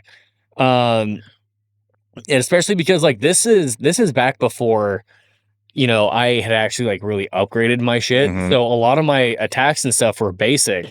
So like you'll see in one of the B-roll clips that I have, like I had to rely solely on my pistol. I was like, at least at this point, I had the perk where when I aim down sights, everything kind of goes slow motion for a couple seconds. And it's just like, do, goes out of the slow motion, just hitting the dude in the fucking head, like, why won't you die? For the Emperor! So, yeah, these guys fucking slap. But you take the truck back to the Aldecado's place. Yep. And Saul sees Militech on the side of the truck, and he's fucking pissed. He's like, oh, I see how it is. Oh, you get these fucking trucks the fuck out of here. Like, you're gonna have them come straight to us? Are you fucking crazy? Are you stupid? Which I partially see Saul's point of view, but also there's a middle ground between Panem and Saul. They're two extremes they're both extremes of different decision making. Panem is more like, we need to take ultra risks in order to keep the clan safe. Saul is very conservative. He's like, we're not taking any risks. That's how we get people killed. But also, if you're not ambitious and, capitalizing on opportunities, you're missing out on things like the basilisk. So this is kind of how I see their 2 points of view. It's a different character from another series that we've covered. That it reflects the two of them. Saul Boba Fett is Theoden when he's still really fucking scared. Oh my god! Panem is Theoden when he's like fucking awoken. He's like, oh shit! Like, there's no way around this. We gotta fuck shit up. They are two sides of the same coin. Yeah, like that's a great example of being overly conservative and being overly like skittish and fucking undecisive and when Theoden King was like, we'll just hang out here at Helm's Deep. Well, that kind of fucked you in the end. You made it out because people came to rescue you, but you should have called for aid. You should have fucking, just packed up your bags and left. But like you said, being overly conservative, overly fucking cautious and not willing to take risks will fuck you sometimes. Yeah. And what's funny is I never noticed the similarity between those two and Theoden until you just like kind of put them side by side for me, like, hold the fuck up. God damn, there's something here, ain't there? Yep. But yeah, it ends with, again, you taking Panem's side, the trucks go and get hidden, whatever. A little bit of time goes by, and the basilisk is up and running. So you and Panem go out for some task training. Like, you have to guide your way through this desert field where there's a bunch of like turbines and shit. Yeah, calibrating the controls or whatever. Basically, yeah, like getting yourself used to it, because basilisks require two drivers. It's Pacific Rim again. Yes, because one, you have to have a second pilot to help cope with overload. The drift. Shut the fuck up. Dude, it is Pacific Rim. Are you like, it's 1-to-1 Pacific Rim? You need two pilots, one using one half of their brain, one using the other to fucking, otherwise it'll overload your fucking brain. But yeah, basically, like, it's to help with overload. One drives, one shoots. Yeah. So first you learn how to like drive around. She's telling you, oh, go this way, go that way. And you pull up to where there's a bunch of abandoned fucking cars. And I don't know fucking why. I'm the one that finds every fucking glitch. I get to where I have to start shooting, right? There's 2 or 3 fucking cars. You'll see footage of it. I'm unfucking loading. It's not that I'm missing. I'm hitting them with like 50, 60 rounds. Doesn't blow up. Are you sure about that? I am positive. I'm positive. You can see it fucking like sparking off the fucking hood and shit. Are you sure about that? I'm positive. But you pull up to a spot. Press X to doubt. I'm gonna fuck you. You pull up to this spot, and there's a couple of like old beaten down cars, and you go through and destroy them. And when you first get plugged in, V like kind of starts freaking out. I was like, whoa, what the fuck is this? Because Panem mentions that it essentially becomes like an extension of your body because you have to actually like link your personal link into it. And that's when she's like, okay, so you want to see something crazy? Like she plugs herself in, right? And this is their hot and heavy scene. And like he can feel what she feels and vice versa. And she starts fucking rubbing herself down. You guys start getting hot and heavy. You're fucking inside of a tank, which awesome writing. I would love to fuck inside of a tank. Which kind of sucks when I remember the scene. The camera angles and the scenes that you do get are muffled or green filtered. So it's like you were robbed. You were fucking robbed. Oh yeah. Bit. Like it would be nice to not have the green on there so you could like, you know, witness everything in its full glory. Yeah. But you guys are mid fuck and all of a sudden you just hear boom. You're like, what the fuck was that? So like she hops off onto her side. What I find hilarious is when you guys, it pans from you guys in the cab to outside. You're both still fucking naked. Like, you're about to go fucking fuck shit up while you're naked inside of a tank. I don't remember that part. Oh, yeah. Like, just before it transitions from being in the cab to, like, you know, your top-down view or whatever, the third person, she's fucking naked. Like, you can full-on see her tits. Oh, nice. Yeah. So, like, you guys are basically operating this tank fucking naked. Nice. But it turns out that the Raffins are back for some fucking revenge because fuck you back again. Raffin's back. But okay. So the phrasing that she was talking about was impulses. Like right. You'll feel the impulses and stuff through the Neuralinks. Anyways.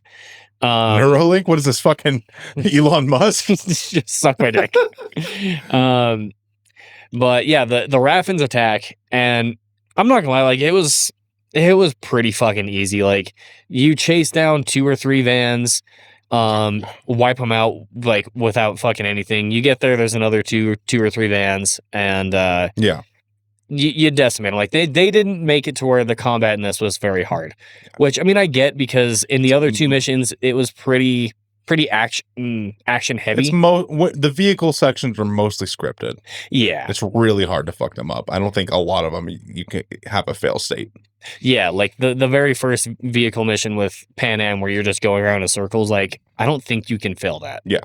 It'll take you forever if you don't down the drones in time. Finish them off. You guys hop out of the tank, fully clothed now. And it's like, imagine that. Right? Clothes teleporting on your character. Yeah. So it's so weird. You guys walk over to Saul and I can't remember if he pulls you like in or pulls her into a hug or whatever. Mm-hmm. Oh, he does. He pulls her into a hug and basically says like, I've decided not only to allow you back into the clan, you're going to be a co-leader. So Saul and Panem are now the same level. I love democracy. I love the Republic. So this is where democracy dies. With thunderous plot. Oh Jesus. But you know, she's like, there's definitely gonna be some things that change, this and that. And I can't remember if Saul says anything like really to it. He might say something like, you know, I wouldn't expect any less. They warm up to each other a little bit. Like you get to see a little heart to heart with them. But after that, you guys go to like their bar trailer to go have a celebratory drink. Mm-hmm.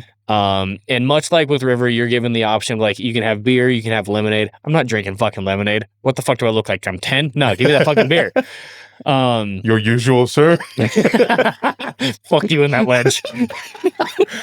Context, we were playing for honor, and every time I'd ledge him, I'd be like, your usual, sir. Yeah, no, this asshole throws me off the ledge every chance he can. He's a dick. Anyways. I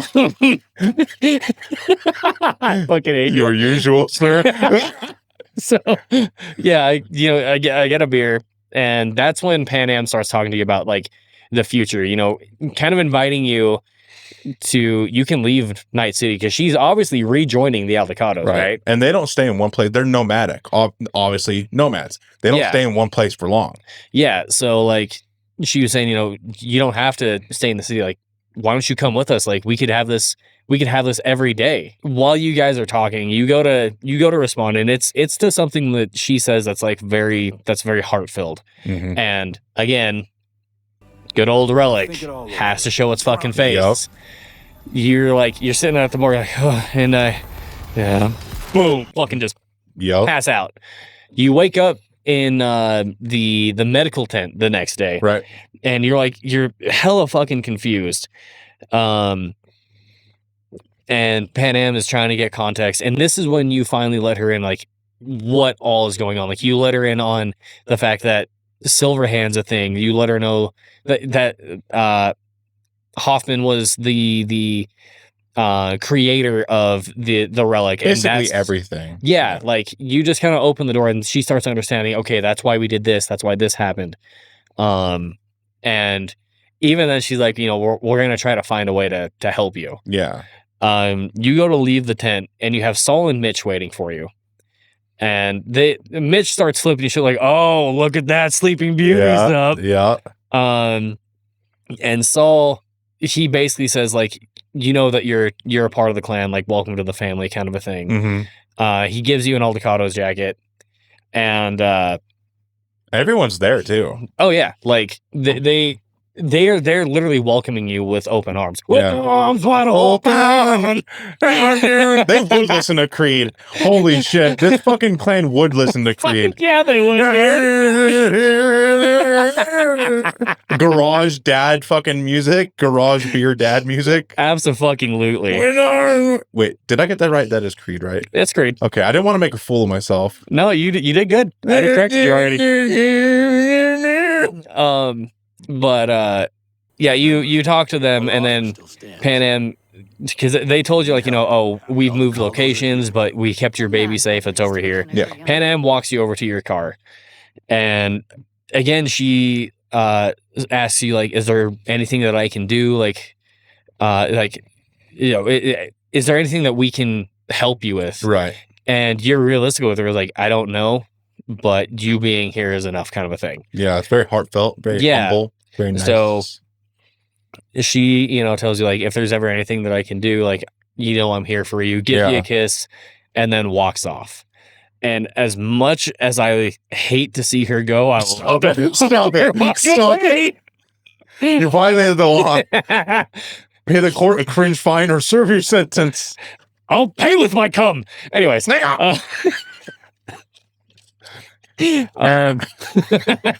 Imperial Guard noises. Yeah, that's the end of Panem, and that's the end of our main companions. So we have one bonus companion to cover, and it's one that you and I had talked about, and it's like, I don't know if we should really cover her. Like, she doesn't do that much, but I felt like we should add her into it just because, like, we get to see a whole lot about her character. We get to learn Misty? Not Misty. Claire. The bartender? The bartender. The bartender? Do you remember what happens with the bartender? I don't do any of her quests. So here's what happens with Claire the bartender from the afterlife. You get a call from her asking you to meet at her garage. You go there. She's working on Beast. It's this big ass armored truck. And basically she says, I need a driver to help me with these races. Right. And there's a couple different races, which, we'll get to here in a second. And she explains, like, trust you're capable behind the wheel. she can't drive. She's more of a gearhead than a driver. Like, she's really good at shooting. So she just needs you to drive through these races. Right. And the first one is in City Center. And do you remember how I talked about a glitch happening whenever I'm driving, where the fucking road disappears? Yeah, I included that B-roll footage where it happened to you. Yeah, so that hasn't fixed yet. You know how fucking hard it is to go through a race where you're following arrows and you can't see where the fuck you have to go? Through all four races. Eat shit. Through all four races, I had to fucking deal with that. That's probably God punishing you for doing those boring ass quests. Fuck you. So, yeah, you do the race through the city, and you have to qualify in 2 of the first 3 races. Like, you have to get first in order to be able to make it to the very end. If you ain't first, you're last. Next race, you're in the Badlands. Like, there's not a whole lot that really happens here. Before the race starts, there's some guy called Luigi that's like sitting there shit talking to you, just trying to get you riled up. Like, that's all he does. Yeah. However, after you get done with the race of the Badlands,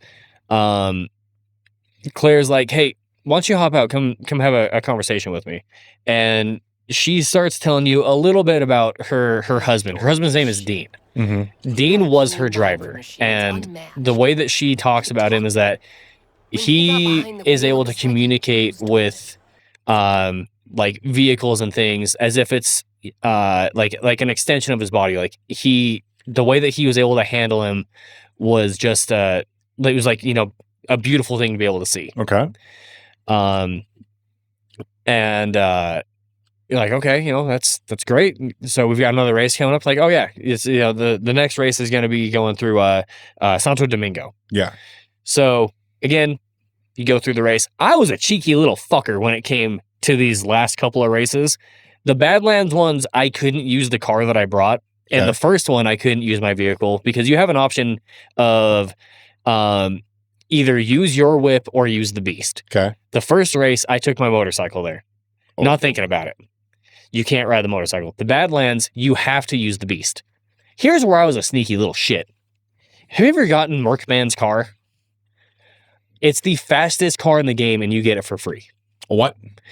The place where you go and fuck up the Raffins with Panem during the main quest, there, if you go back to that location and go past where you fought all those guys, there's a container where you'll find a Caliburn of Mercman. It's Night City's Batman. I remember this. Holy shit. The little Easter egg and everything. Yeah. Yeah. You get his fucking car for free. God. And it's the fastest car in the game. So me being a little fucking shit, I'm like, I'm having a fucking race. Of course I'm gonna go fucking pick that bitch up. No. So I fucking fly through this third race, dude. Like, it's no context. Again, you get to the end, and the most that we really know about Dean is that he was good at driving, and he's no longer around. Right. So again, you know, you finish the race. She's like, hey, hop out and talk to me. And you're standing out by this fucking ledge, and she's telling you all about what really happened with Dean. Mm-hmm. There was a guy named Peter Sampson that was their rival. It was during the final race of like the previous year, one of the previous races. Mm-hmm. And Sampson had a massive lead. He ends up hitting the brakes, which caused because at this point as well, she mentions that she and Dean already knew that they were going to lose. So Dean started to let up a little bit. Okay. Sampson slammed on the brakes, which caused Dean to have to slam on the brakes and resulted in them crashing and Dean dying. Okay. So Sampson's whole fucking ordeal was intent on killing Dean. So like she wants revenge. And that's when you're like, so does that have anything to do with this race? Like, yeah, he's going to be there. So I want you to help me kill him. Oh my God. And like, you can either be like, I don't want anything to do with that. Like, you can, even after you agree to kill him, you can bypass it and just finish the race. But it cuts you out on some shit if you do that. So the last race is in Westbrook. Okay. The whole time, like, you get ready to start racing, and she's just fucking yelling at Sampson. Sampson's already in his fucking car. She's just screaming. I'm like, yeah, you're a fucking piece of shit. Tonight's the night you fucking die. You're going fucking down, Sampson. Eventually, you have to, like, kind of pull her away. You guys get in your car. And the one thing she says is, stay on his ass. A little funny thing about this particular race. I didn't know that with the Caliburn, one, I can't shoot out of it, which I think that might just be tied to the quest to where, like, you have to strictly drive. Technically, she couldn't shoot either. but it still fucking caused enough damage for him to have to pull off. Like, it was the weirdest fucking glitch-like situation. Oh, dude, it was just like, take it. Like, God's just like, I got you, champ. Here you go, dog. Yeah, I did the entire fucking race up until this point. Like, I don't even know if it's gonna trigger. Like, I can't shoot. She's not fucking firing. So, like, I intentionally broke off the fucking right side door thinking that would help. Nope. But enough damage happens. You see fucking flames erupt, and he pulls off and fucking crashes like a motherfucker. God damn. You start rolling up. She gets out. He's crawling out from underneath the fucking car, and he's like, "Hey, is this about Dean? Dean's not who you think he is."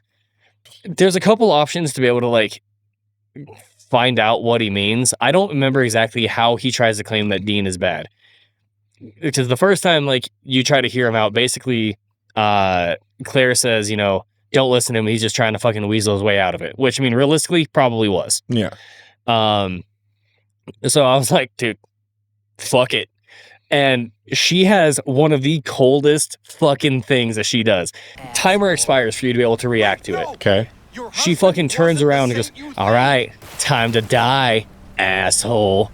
Spins around and then just basically charges him. And he's like, no, please, it's not what you. Boom, boom, boom, boom, boom. Fucking just unloads a clip into the fucking deer. Oh, I thought you said she hops in a vehicle and just fucking runs him over. Oh, no. No, like she's fucking like walking around and shit and fucking just charges at him and unloads a fucking full clip into him. God damn.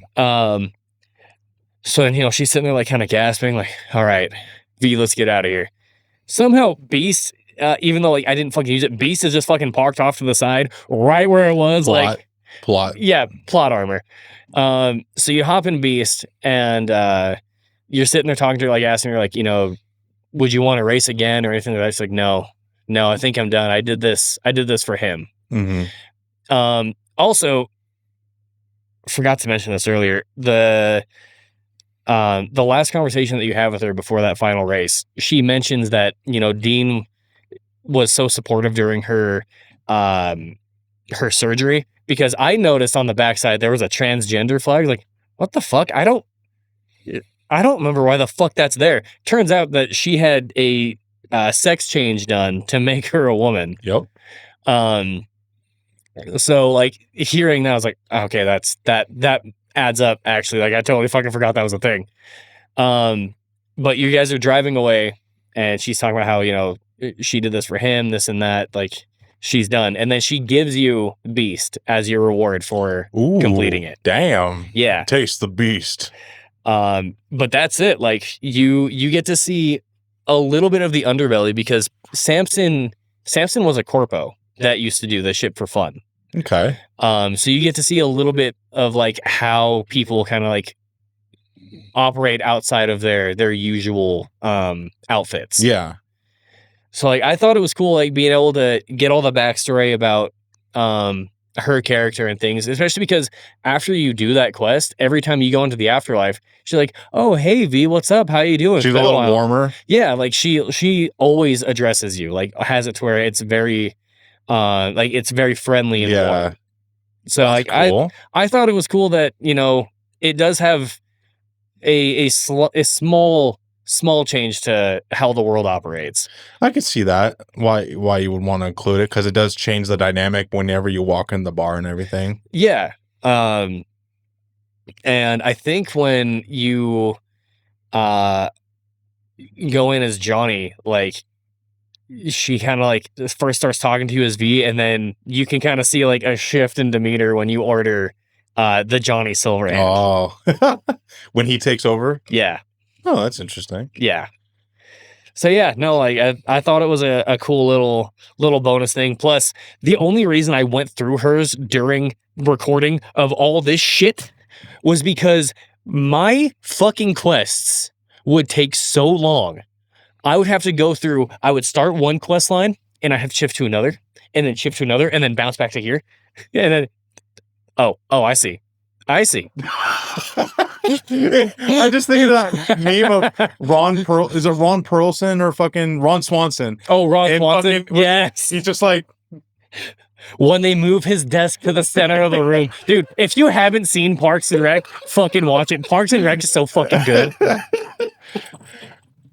But yeah, like I had to keep going around doing just like random shit to try to get the quests to proc. Okay. Because like I would wait 24 hours, 48 hours, 36 hours. It sucks. It wouldn't fucking trigger it.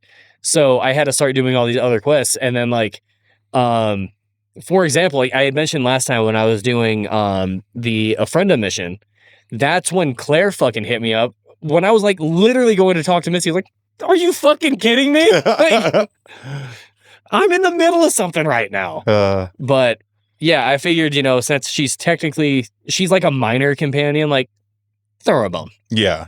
Especially because she's someone that we kind of interact with on a regular basis. Yeah. With having to go down to the afterlife. I could see that, kind of like Jackie in the spirit of things and everything. Mm-hmm. Makes sense. Well, that was 2 hours. The last episode was 2 hours at least. This bad boy's going to be thick. Oh, it's going to be dummy thick. So, just remember, you have stuff to cut out. I have a lot to cut out. But anyway, this has been a longin'. This is going to be the longest episode of Virtual Tavern history. It's going to be like fucking 4 hours.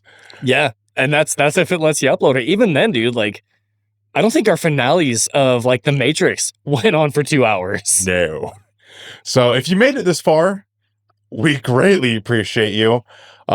Make sure to email us at contactvirtualtavern@gmail.com. Follow us on fucking YouTube. Follow us on Spotify. Join the Discord. Follow us on Twitch. Creator69 at twitch.com. Zellorax at twitch.com.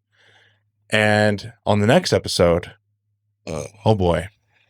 We got a lot of work to do next episode. Hunter, I don't say this lightly. Next episode is why I made this podcast. I'm excited. I'm not. I should rephrase that. I am excited. But it's also like finally seeing the moment you've been waiting for. I've been planning next episode since we started this podcast like 2 years ago. Like, that was the whole reason. I can't understate enough why next episode is so fucking important. You'll just have to wait and see. Yeah. Well, dude, next episode, we might have to break it up. Maybe. It might have to be like kind of similar to this one where it might be a fucking part 3. Maybe. Because if we cover every fucking ending. I don't want to just glance over shit. I want to fucking let things simmer, slow cook, and actually talk in detail. So if it goes to like fucking 2 episodes, yeah. So y'all might be getting some heavy hitters here coming up. So normally we would go from sci-fi and then we would go to fantasy. We're going to go things a little different. I just want to finish strong and finish the ending of Cyberpunk. So we're going to do back-to-back Sci-Fi Sunday. Normally we would go to do Lord of the Rings coverage, flip-flop back and forth. But we're on such a roll right now. I kind of just want to finish strong. And then we'll go back to Lord of the Rings. And then we'll flip-flop back and forth between The Hobbit and Phantom Liberty. Phantom Liberty. Phantom Liberty. God damn it. Fuck you. Any closing remarks? I just want to say that these characters, for the like 90% of them, very, very well written. The only one that I didn't like was River. River sucks a bag of ass, dude. Oh yeah, dude, he sucks more than a fucking Dyson. Even if you're playing a female character, a female V, it comes across so aggressive and so fucking unnatural. It just ruins the whole experience. Yeah. So, yeah. But anyway, we will have to catch you guys on the next Virtual Tavern. This has been a very long episode. I hope you guys made it through. Thank you for making it this far. My name is Adam Edgar. I am Hunter Chambliss. Catch you guys on the flip side.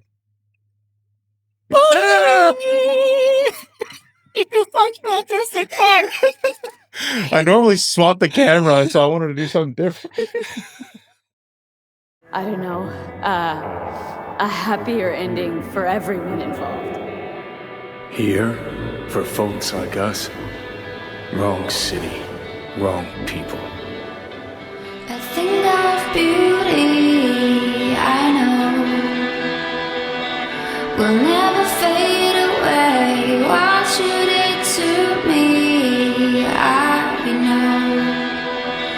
said what you had to say, but I think of beauty. Goodbye, and never stop fighting.